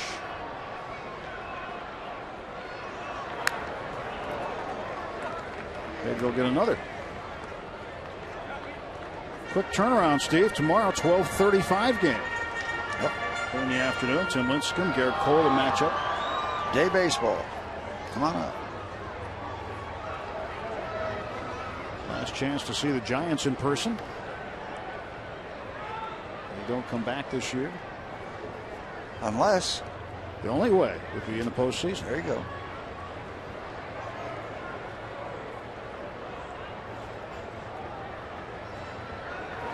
Two in the dirt, and hey, take a picture and write down the date and time. Tim Hudson has walked a guy. That's just his third walk of the season. Tried one payoff pitch with a high fastball, and this time went downstairs with a breaking ball or something off speed.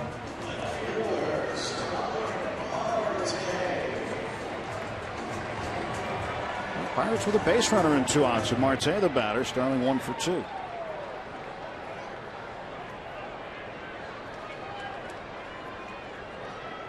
Marte and Davis had back-to-back hits with 1 out in the second inning. Marte went first to third on the Davis hit down the right field line. This one is up in the air, down the line, and it is foul. Brandon Belt gave it a pretty good effort. Pedro was on the run on contact with 2 outs. And Tim, while we have a moment before the game tonight, there was a strikeout stroke presentation and an acknowledgement of the American Heart Association, the American Stroke Association. Strokes and heart attacks, 4th on that list of diseases that take the lives of Americans. So Rick Shaw is chairman of the board of American Heart Association, Stroke Association, in the ballpark today, and great acknowledgement of the great work that they do.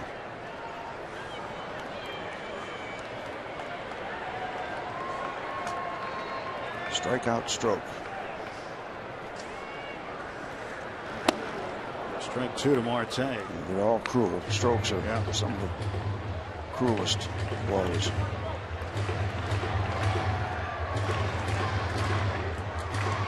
Appreciate that note from Rick Shaw.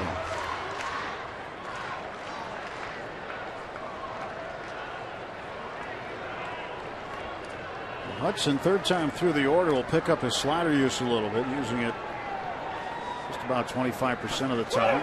Alvarez takes off, and the throw down, not in time. Pedro with a steal. Alvarez, third stolen base. I'm here, and I'm safe. Well, he started, stopped, and started again. That's getting the early break, but not convinced that it was the right time to go.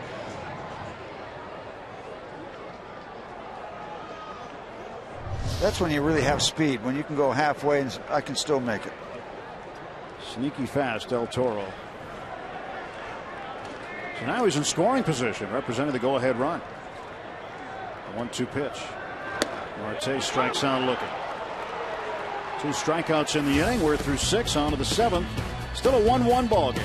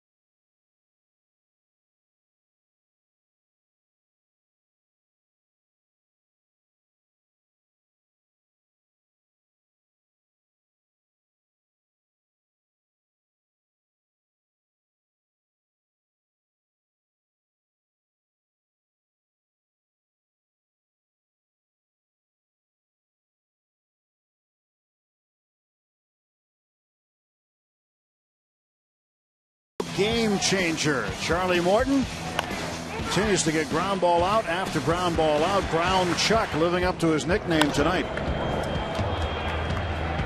Both of these pitchers, we got serious pitching going on. Couldn't be different from last night. Better baseball. Here, Charlie. Charlie Morton, tonight's T-Mobile game changer. And he's on the hill to start the 7th inning of a 1-1 game. Getting a few fly ball outs, but a lot of stuff on the ground for Chuck.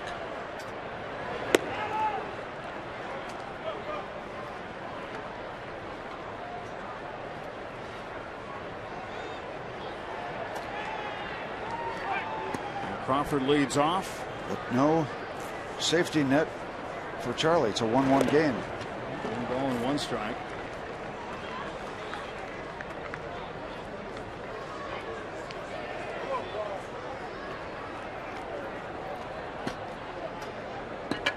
Crawford so far 0 for 1. He walked in the 2nd inning, struck out swinging in the 4th.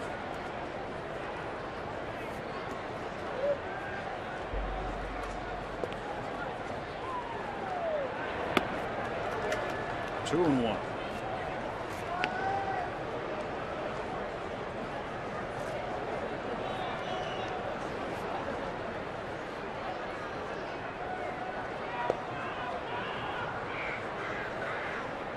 Crawford, a former MVP at UCLA, Pleasanton, California.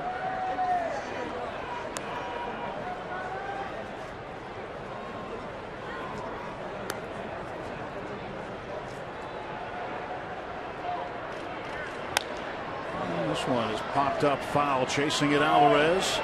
Pedro makes the play. 1 out in the 7th.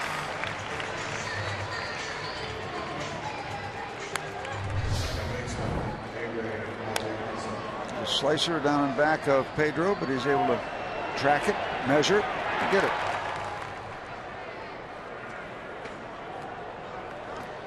Charlie working here comfortably in the 7th inning. Will now throw his 90th pitch. Adrianza, a looper on the infield. Mercer's got it. Deal it, Charlie. Deal it. He's getting what I would describe minimal contact. I mean, they're making contact, but they're not stinging the ball right now. Both of these pitchers really pitching a nice ball game. Now facing the pitcher Tim Hudson with 2 outs and nobody aboard. Don't hit him again. Let him get himself out. Yeah. Tim Hudson has 3 career home runs, so he can swing. To get careless.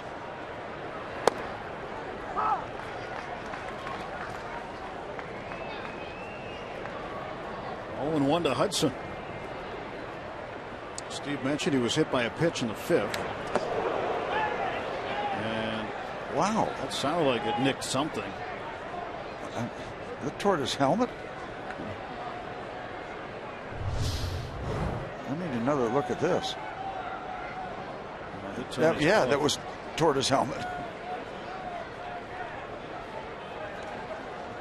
Hudson really good natured. Well, he's smiling because he's still alive.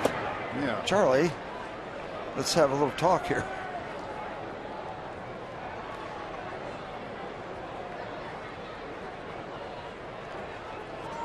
It has been something. Charlie's pitching so well. That's the big number here. But he's thrown some weird pitches. Threw a ball behind a batter. Almost hits Tim Hudson in the head.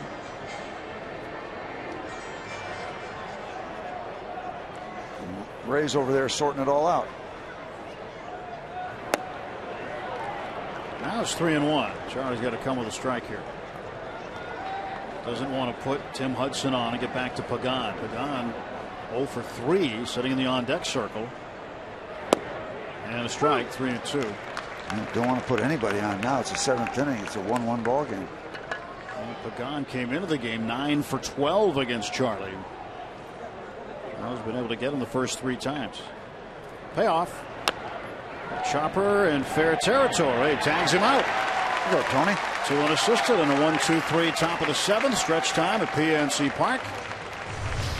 A very quick tag by Tony Sanchez as this ball went into fair territory. Hudson tagged out for the final out of the top of the 7th. So a 1-1 game as we keep you here for Take Me Out to the Ball Game. We invite you now to stand, follow the bouncing Eaton Park Smiley Cookie, and join everyone watching at home on Root Sports as we sing Take Me Out to the Ball Game.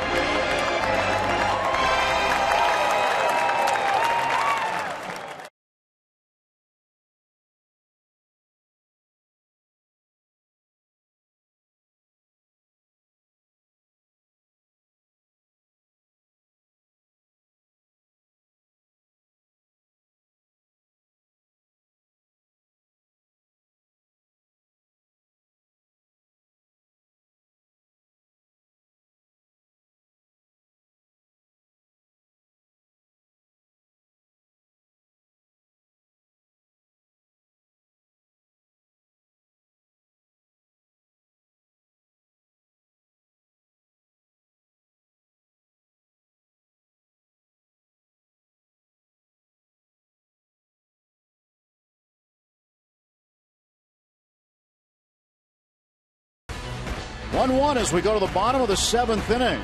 Up on Mount Washington. And let's win tonight at 9. Yeah. I have to get up for school. That's a great sign. And of course the band, the DH sign in the corner. I know something behind. Many faces, huh? I know. Ike Davis up. He'll start the 7th. He's got Mr. Hudson figured out. He's the only one. 2 for 2. Got 2 of the 3 hits.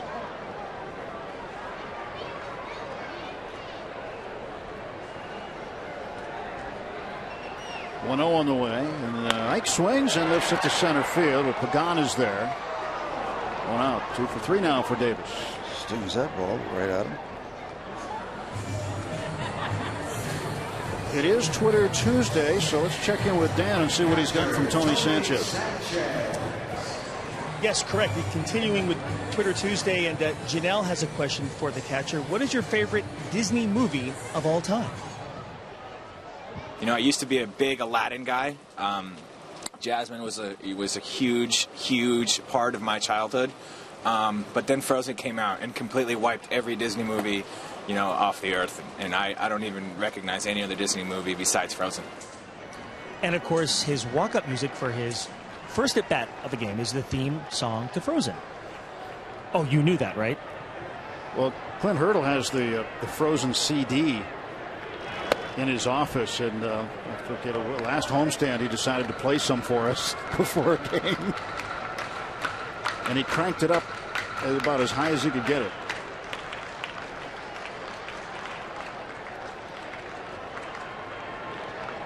A better cold weather movie than Frozen was Dr. Zhivago by far.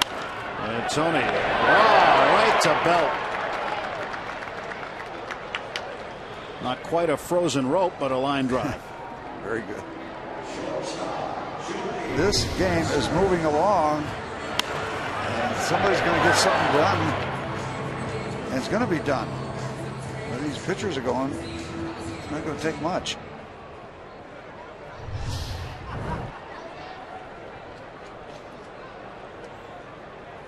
Jordy Mercer 0 for 2. He was robbed by Crawford in the 5th. Crawford made a great play on him going up the middle.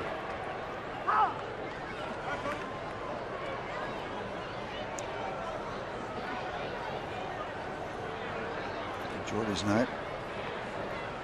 Working against Tim Hudson. Hudson came into the game with a 2.17 ERA. And not missed a beat, maybe a half a beat with that run given up. It's when both teams scoring a run in the second. Theirs was unearned. Just an inordinate number of walks tonight for Hudson. Well, one. He's concerned with his control. Absolutely. Didn't come back to hurt him, though. His ERA currently, if you tally it up currently, is 2.06.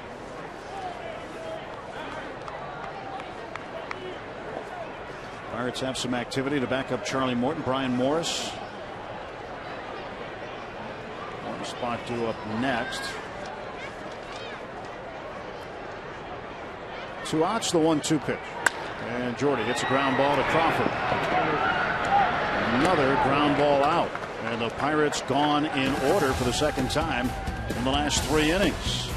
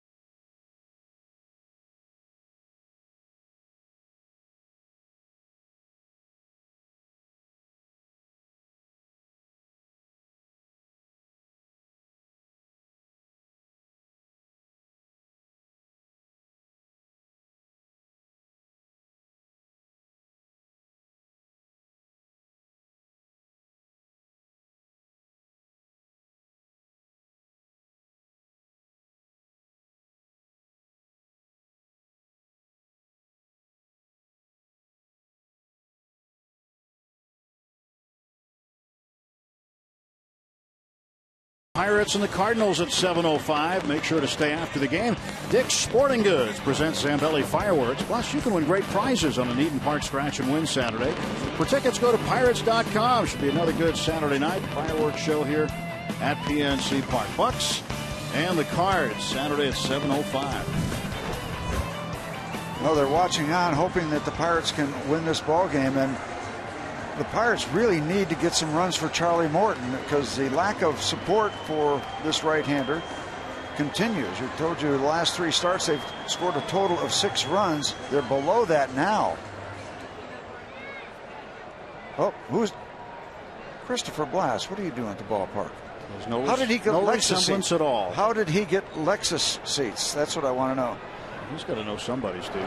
Well, he didn't get them from me. I played before free agency. And the Dr. Joe Ronkus is with him, I believe, on his right. Does he let you borrow his ties? Because that's a pretty nice one. Well, I know that's a rental. Angel Pagan, 0-1 to count. Fouls it off. Now it's 0-2. It's better seats than I think I got Chris and his mom and brother when I was pitching.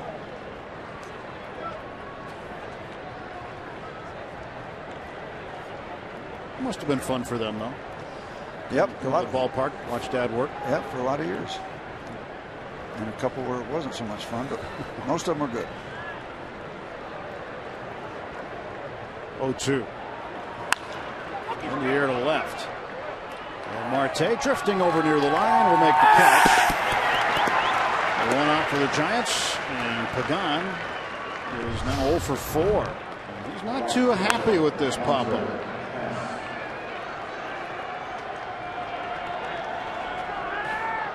Bit upset.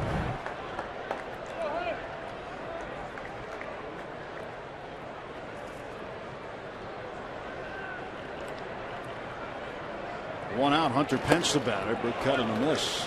That was back in the day, Tim, when the wives of the ball players would bring the kids to the ball games with sandwiches in a paper bag and some soft drinks. Just bring the whole family to the ballpark.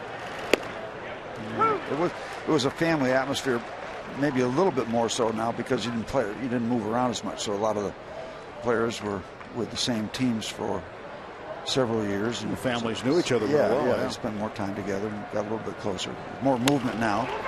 Ground ball to Ike Davis. Charlie covering. 2 out. Boy, is he good tonight? Is he good? Best start for Charlie this season.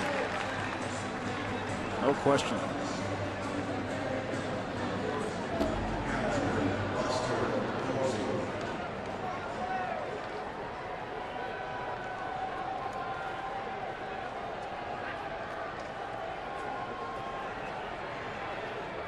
Justin Wilson loosening up for the Pirates.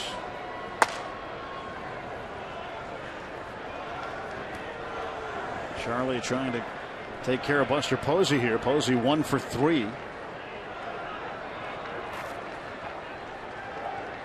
The hits tonight by Posey, Belt, and Adrianza. Those are the only 3 Giant hits.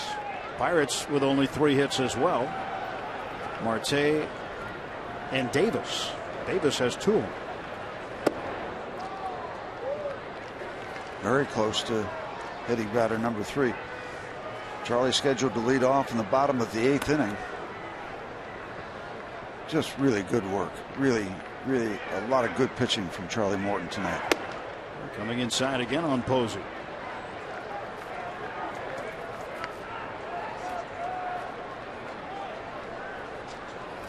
Ray's got a nice filing system there.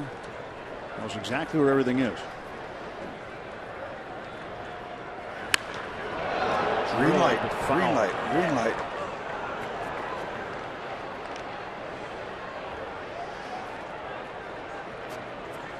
Why not? You get something fat on a 3-0 delivery, take one swing and win the ball game. Out in front. So there, give him the ball. That's the way it works at the ballpark. Yep. Classy move. Shallow right. Here comes Harrison. He will make the catch.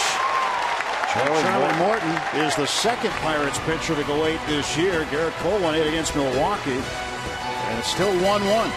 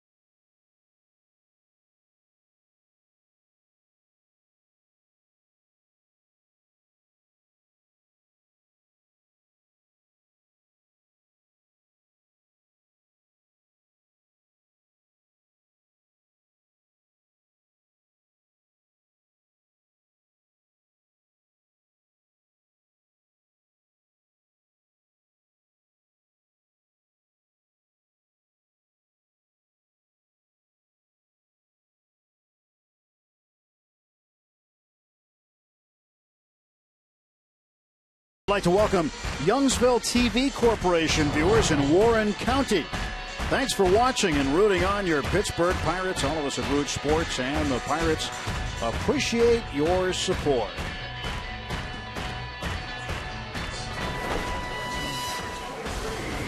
Charlie Rogers ready. Pirates need at least one more run than the Giants tonight, and so far they haven't been able to get it. 1-1 the score.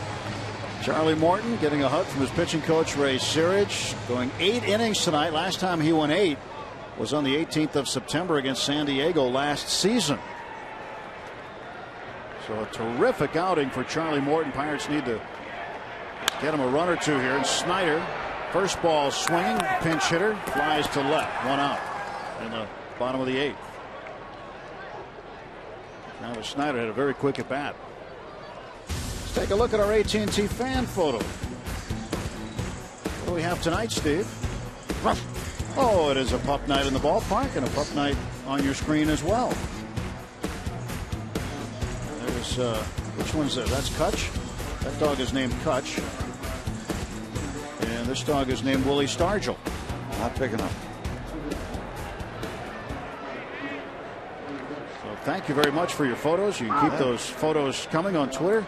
Hashtag BucksFanPhoto. Get Charlie a run.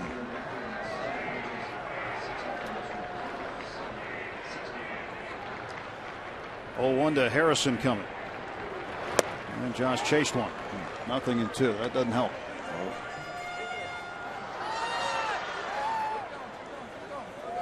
She has her rally foam fingers on. Charlie goes 8 innings, giving up an unearned run. 3 hits, 2 walks, 3 strikeouts. Just 3 base runners after the 2nd inning. Harrison delivers one to center field. Pagan will make the running catch. Hit that one too good. 2 men out.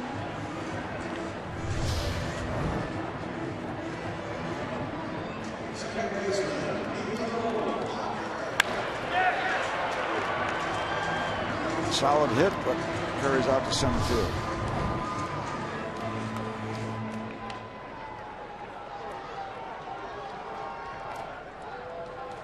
Walker 0 for 2, hit by a pitch back in the 3rd inning. Grounded out to 2nd in the 1st, and then last time up in the 6th. Went down on strikes. Rips one to right. Wow. It's out of the infield. Belt grabs it. Wow. And that was a very, very quick 8th inning for Tim Hudson and the Giants. Still knotted up at 1.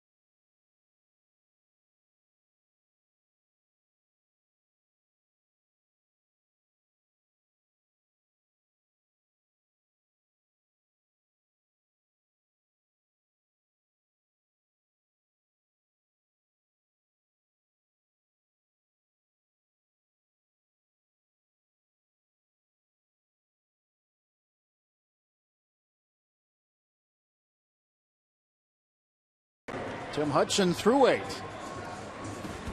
And tomorrow, a couple of good ones going. Tim Lincecum for the Giants. Garrett Cole for the Pirates as we look at our Nissan road ahead. Lincecum 1-2. His ERA is over 5. And 2-2, 369 earned run average for Garrett Cole. That's a 12:35 first pitch on the air at noon tomorrow. Travis Snyder stays in the game. He'll play right field. And Tony Watson takes over for Charlie Morton. Abruptly, as Tim Hudson, threw about 5 or 6 pitches, bottom of the 8th inning. Very quickly, Tony Watson out on the mound. He's ready to go. I've seen situations too when it's been even more abrupt than that, and so you bring a guy in, he's got 8 or 9 pitches to get loose, but then somebody will say timeout, tie a shoe or something, get 3 or 4 more pitches. There's ways to help your guy if he needs it, but Tony looks like he's ready. On the other side, Hudson with 99 pitches and nobody up in the Giants' pen. Pitch to Morse. In for a strike from Tony. Well, one thing both of these managers did not want to look forward to tonight was extra innings. We are not far away from that. The Pirates did get some help in the bullpen today from AAA. Jeff Locke went back after his start, and Phil Irwin is here just in case. Irwin made his big league debut with the Pirates last year, and Phil is ready to go tonight just in case. And then for tomorrow, Pirates needing insurance and some help due to the bullpen being taxed. I hear somebody say he's been doing some starting down at Indianapolis. Yeah. Phil Irwin. He's been knocked out of play. Giants brought up a pitcher too, George Contos.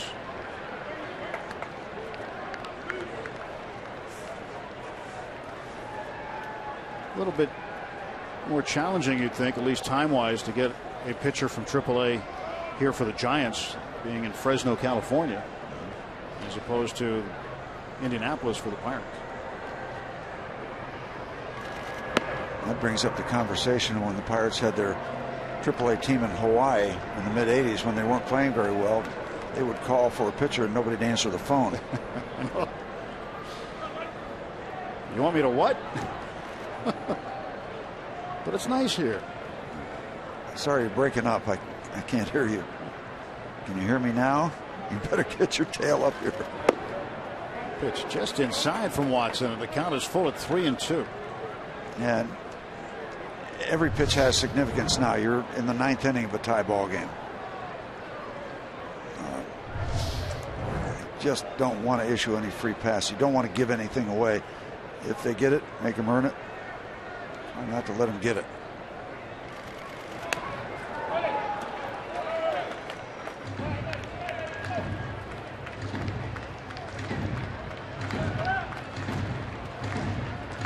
Such a different type of a ball game, but tension nonetheless in the 9th inning. Tension last night of a different nature. This has just been good baseball. Terrific pitching. 3-2 pitch. And Morris, a comebacker. Tony handles it. Completes the play to first. Morris now 0 for 4. And there's one down in the top of the 9th inning. I've seen a lot of that, a lot of comebackers. Yeah, a lot of very routine outs.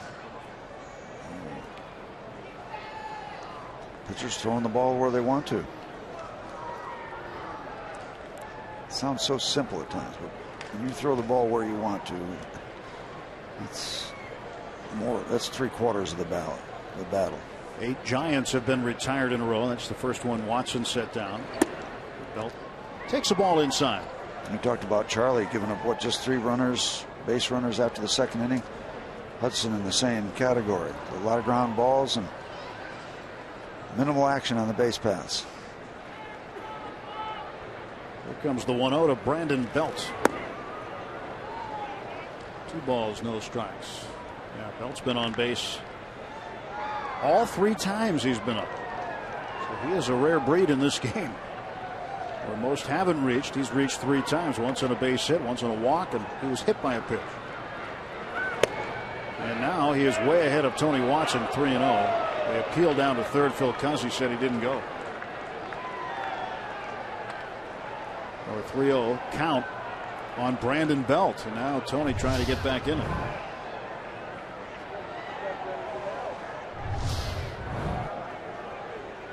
The wrist didn't roll over. There's a strike.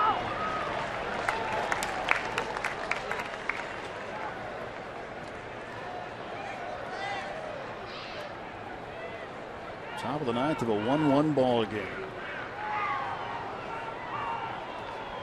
Giants and Pirates were tied around this time last night too. Except different feel. It was 10-10. Yeah, whole different feel.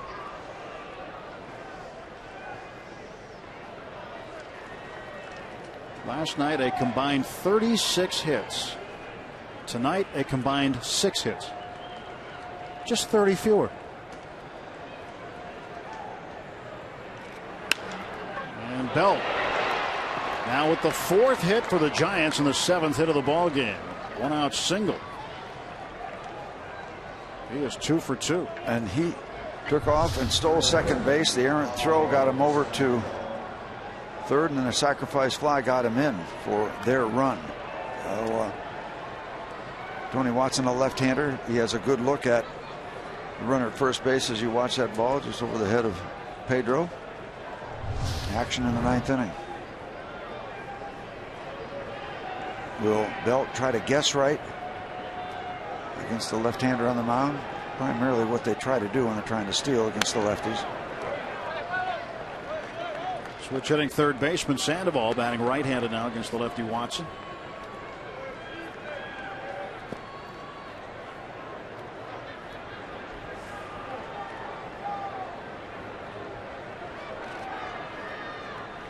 Pretty much the same either way. 167 from the right side, 177 lefty. Go to first, Belt gets back.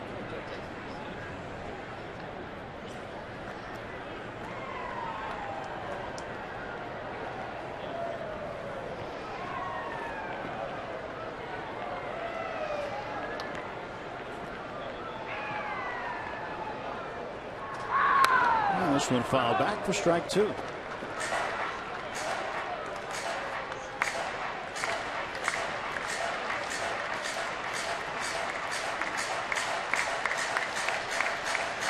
of the stats from the recently completed series between the Giants and the Atlanta Braves just before the Giants got here, it was rather amazing, was that the Giants went 0 for 13 in that series with runners in scoring position. Didn't get a hit with runners in scoring position, yet swept the series.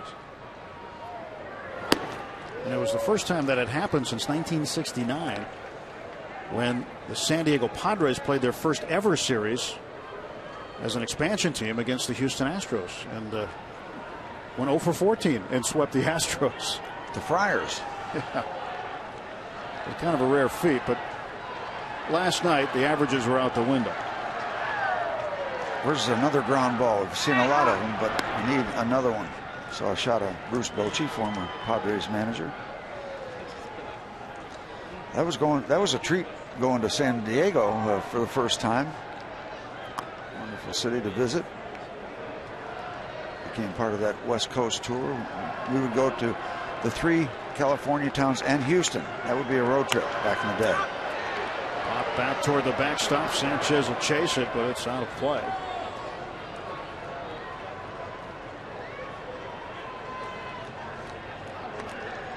Commercial flights.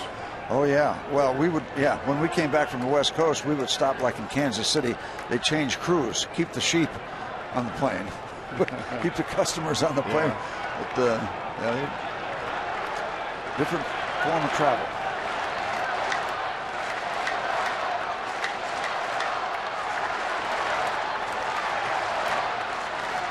And the pitching lovers have loved this game. Now a lot of folks want some more action. They want 2 more outs here, and the Pirates put up a point.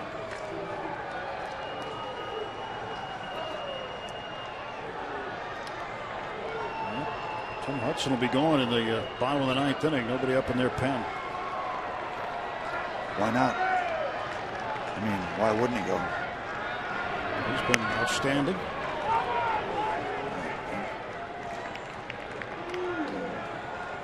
Well, Hudson, along with Johnny Cueto of Cincinnati, are the only pitchers in the majors this season to throw at least 7 innings in each of their starts.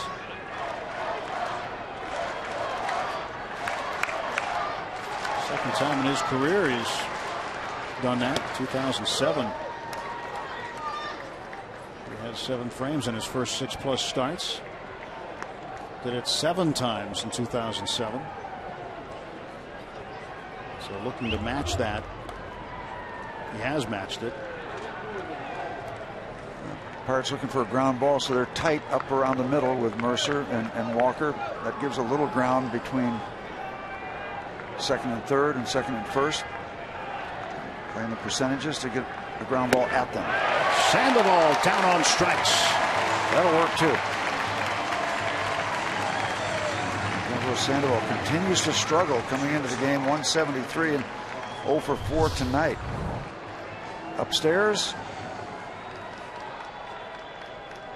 Ties him up. Swings right on through it.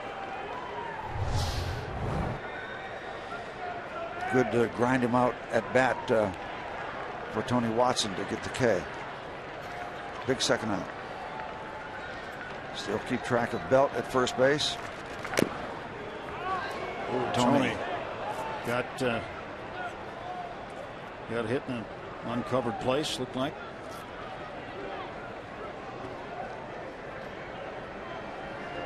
Mike Davis will come in and see if his catcher's all right. Now, they don't call the catcher's equipment the tools of ignorance for nothing. Well, and always professional respect for the guys behind the plate. Continually take those shots, and once they find out he's all right, they'll give him a lot of nonsense and business and try to lighten the moment. Russell doing the same. Well, he knows what it's like. He can't wait to get back too. I talked to him the other day. He hates being on the DL.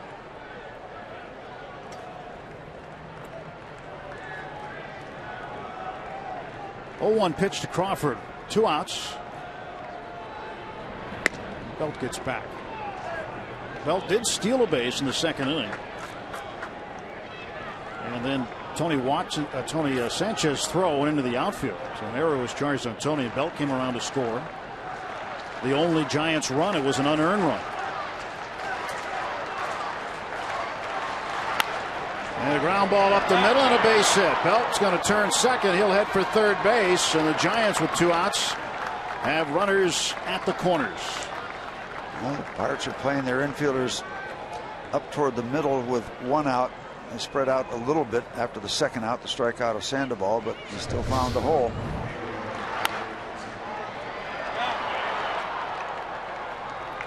Ball sharply hit.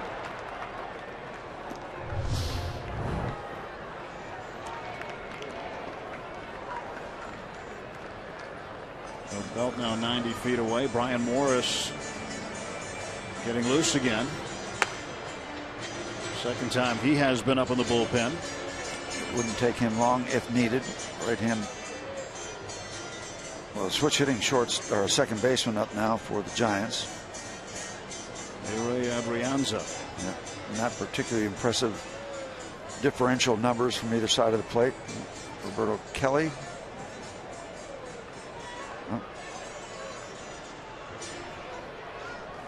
Hicks in the on-deck circle, and Hicks on deck for Hudson. Now there's action in the Giants' pen.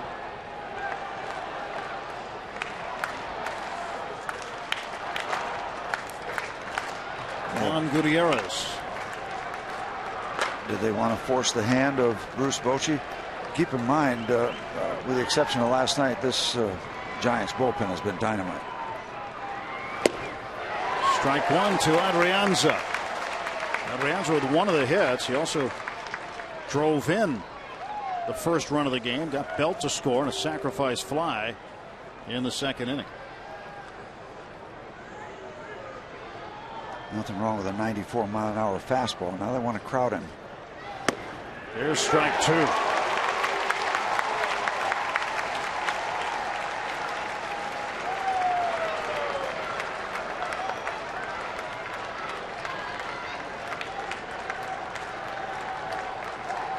Watson would love a punch out here.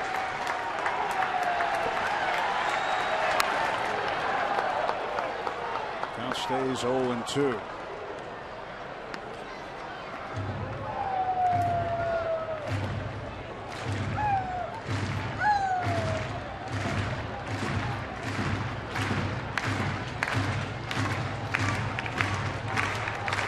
They've seen a good ball game tonight.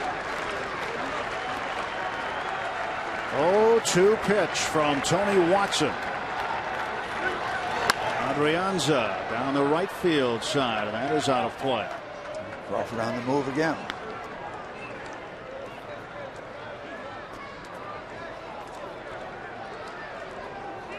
Crawford will have to get back.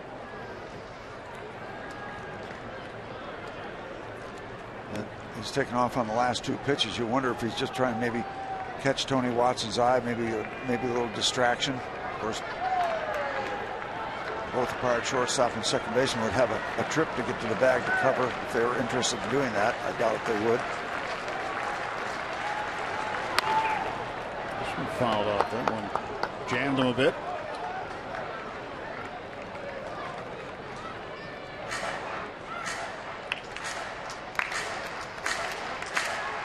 And now Tony wants to make sure they know what is going to be happening or not happening. You take a risk if you pay any attention to him going up to second base with an errant throw, or if they stop and get a rundown. A lot of things possible, and that's why the Giants are pushing Crawford. Crawford will take second base. So stolen base for Crawford. That's his second of the season. Runners at second and third now. Belt the go-ahead run 90 feet away. Making sure of the signs. Runner at second base. You don't want to cross up now. That would create a wild pitch or a pass ball.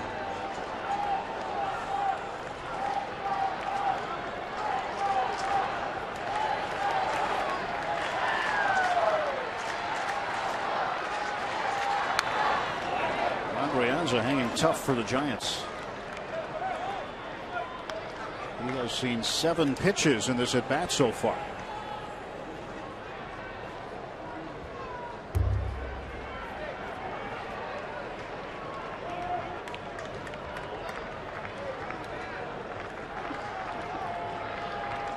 Watson against A-Ray. Adrianza, and the pitch. 2 balls, 2 strikes.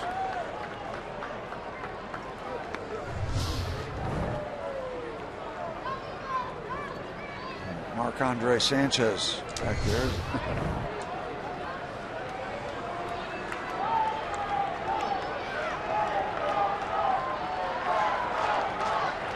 Ready now for the 2-ball, 2-strike offering. Popped him up. Second baseman Neil Walker. And the Bucks to the bat rack in the bottom of the 9th inning in the tie game. Andrew McCutchen will lead off. The National League MVP starts things off when we come back.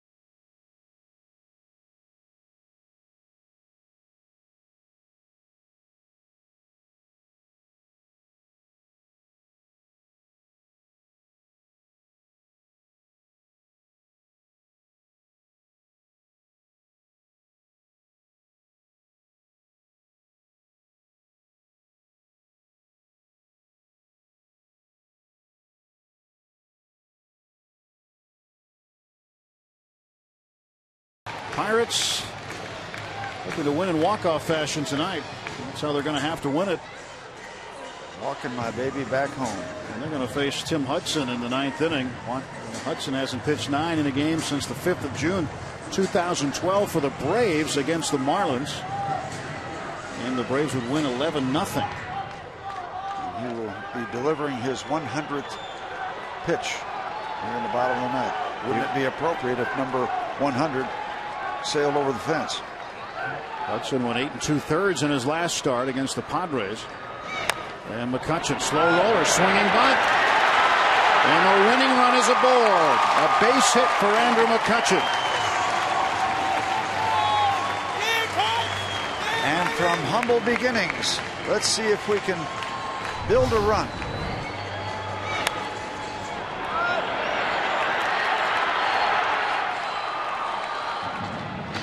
How perfect is this for Andrew if you're going to be thinking about starting out with a base runner with good speed? Right on the thick carpet, no chance of spinning out to foul territory. And let the games begin between a potential base stealer and a pitcher who's been around a long time and has been in these situations before. Decent lead for Andrew. Throw to first base. Kutch dives back. Kutch with 4 steals on the season. That was a quick move by Hudson. This is the line you walk. You want a stolen base, but you don't want to get your leadoff man who has great speed thrown out at second.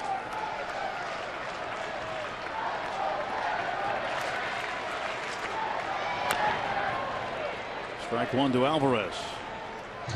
Pedro, a 7-game hitting streak. He's 0 for 2 tonight.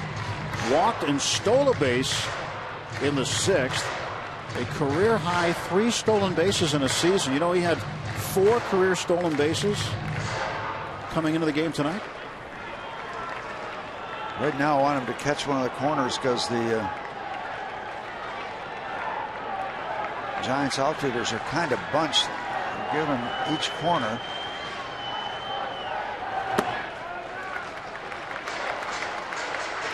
Well, you take a look, shaded over to left center and left, right center and right, so the corners are available. That gives you perspective. They're playing deep, no double defense, trying to cut things off. More depth gives them a better angle to cut a ball off in the gap. That's the theory behind all that. 1-1.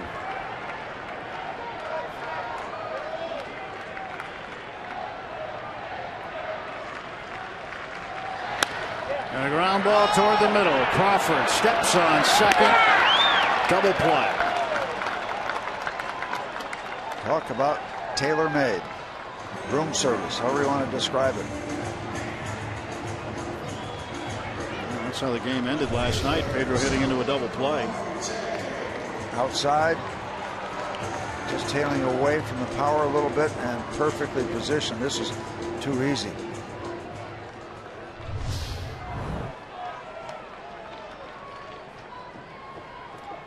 Two down and nobody on. Starling Marte 1 for 3. Posey setting up outside. Pitch goes inside, so Hudson missed his spot.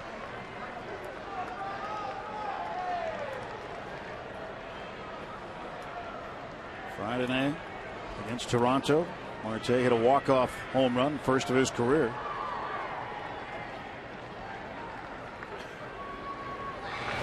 And nothing cheap about it either. When you reach the bullpens, either one of them. Well, he hit it into the Pirates bullpen. Yeah. The estimated distance was 429 feet. I say if you hit it either one, it's good, but you hit it in the back bullpen, that's something different. Here's the 1-1 to Marte.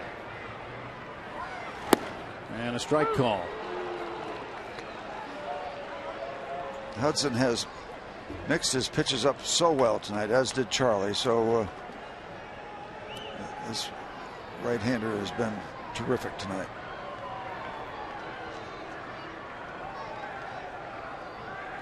See what they're thinking about.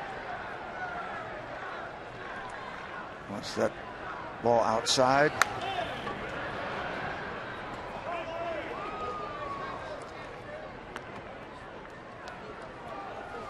Jammed him in on the fists.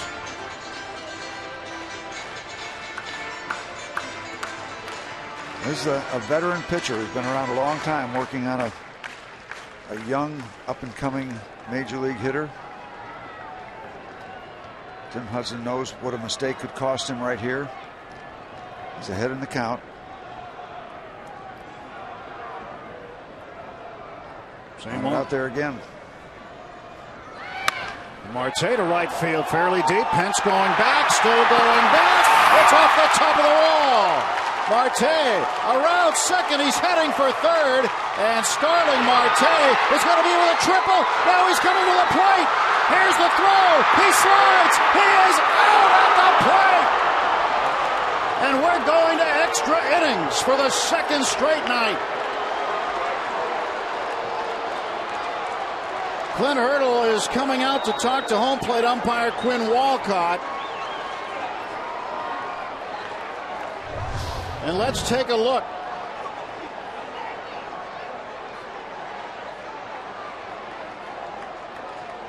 Looks like he's safe. The right hand is in. He's tagged on the chest, it looks like, from that angle. I like the risk because you got a chance to steal the ball game. He missed the tag originally, and he got the right hand on the plate. So this one's going to be reviewed, and if it is overturned, the Pirates will win the game. And we haven't seen one of these yet. We've seen a lot of different plays so far with the expanded replay, but with the looks that we've seen, Marte might have snuck that right hand in, and Posey may have missed the tag here. The tag, I think underneath you can see he tags him. He has the glove on the ground, then he comes up to the chest, and the hand is halfway across home plate from that angle.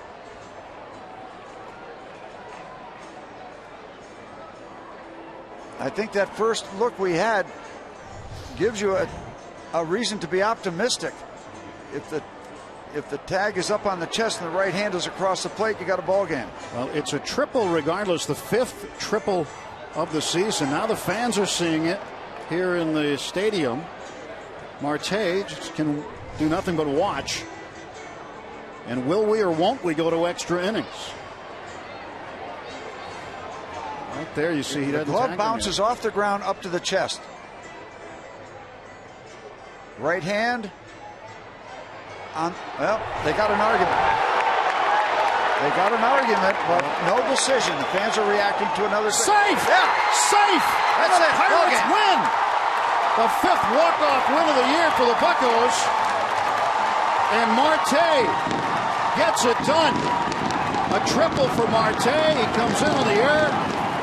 And the Pirates win it 2-1 on a manager's challenge.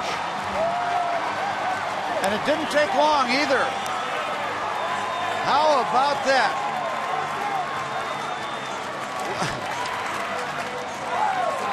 What a way to win this ball game. It was a good risk with 2 outs. We got a chance to steal the ball game, and that's exactly what they did. Why not give it a try right there? So, a first here tonight. The first Pirates win on a manager's challenge. And right from the beginning, Marte gets this one to lift off the wall. There's Pence has to chase it down. And now the play at third. The errant throw. Sandoval couldn't handle it. And Posey missed the tag. And according to the replay operations center, the definitive angle that caused them to overturn this call by Quinn Walcott. I think they had it right. The right hand gets across home plate before the glove bounces up. And Starling Marte says, I am safe. And you know, that's all Starling Marte, because I think I saw Nick Leyva with his back to Marte looking as to where the ball was going, and Starling looked around and took off on his own. Well, the error charge to the second baseman for the Giants. Run is unearned, but a triple for Starling Marte, who is standing by with his interpreter Gabby Sanchez and our own Dan Potash. All right, guys, thank you very much. A very crazy finish to this evening's game with a little help with Gabby Sanchez. Marte, I want to ask you this. What were you thinking when you first hit that ball? Double, triple, what was going through your mind? Desde un principio quise hacerlo triple y esa fue mi mentalidad. From the very beginning, he said he wanted a triple right there, and that's the only thing he had on his mind. He was going to keep running, got the triple. The ball bounces over here. You get a good look, decide to go home. Did you think you were safer out? Sé que fui safe porque pude quitar la mano y pude meter la otra, pero esa fue la diferencia, que vi el disparo primero y eso fue que pude irme por otro lado. He said he thought he was safe just because when he slid in, he was able to take out one hand and put the other hand in there, and the way he got tagged, he knew that he was going to be in there. I think he'll understand this one. After playing 5.5 hours last night, you glad to go to bed early tonight? Lo que nos queda es descansar, jugamos demasiado anoche y hoy de nuevo un tremendo juego. Solo me queda descansar para estar ready mañana. He said, yeah, I mean, going home, getting some sleep is going to be nice. Yesterday was a long night. It was a great game. Did a lot of good things. You know, finished in the loss, but it's going to be nice to get home and get some sleep tonight. Gabby, Starling, thank you very much. And you can all go home tonight. Robin Teak, it's all yours. Dan, thanks very much. And Teak, a pretty eventful finish to this game. You know, it was such a pitcher's duel throughout the game. To see it end in that kind of bolt of excitement when it had really been sort of just a workmanlike effort from Charlie Morton and also Tim Hudson on the other end. But fun to see it end that way. Oh, absolutely. I mean, it was a well-pitched game from pitch one right to the end. And, this Marte base hit, the triple right here, shows you just how valuable speed is. Most other guys on this team, that's a double. He's able to get over to third base, and watch. Tim Hudson late backing up third base. He should be already over there. It takes him just long enough to chase the ball down that Marte is able to score. And, speed kills, and tonight it killed the Giants. A great slide by Starling Marte to finish this play off. Again, the errant throw by Adrianta, the second baseman, allows Marte to scramble to his feet, come home. Of course, the play was reviewed, originally called out. The review says he's safe, and the Pirates have a 2-1 victory in 9 innings in a very different game from a night ago. This was the definitive angle, according to Major League Baseball. Very different from a night ago. And the Pirates go 13 innings, and their 21 runs scored, just 3 tonight, but the Pirates will take it, a 2-1 victory. Well, coming up next on Pirates Postgame, presented by the Allegheny Health Network, more on another dramatic walk-off victory for the Buccos. We'll have extended highlights from this game, post-game reaction from the Pirates clubhouse. We'll also have highlights from around the league, and Teak will look forward to tomorrow's game, the chance now for the Pirates, after losing 6 straight series, to win a 3rd straight series tomorrow. All that and more coming up next on Pirates Postgame, presented by the Allegheny Health Network.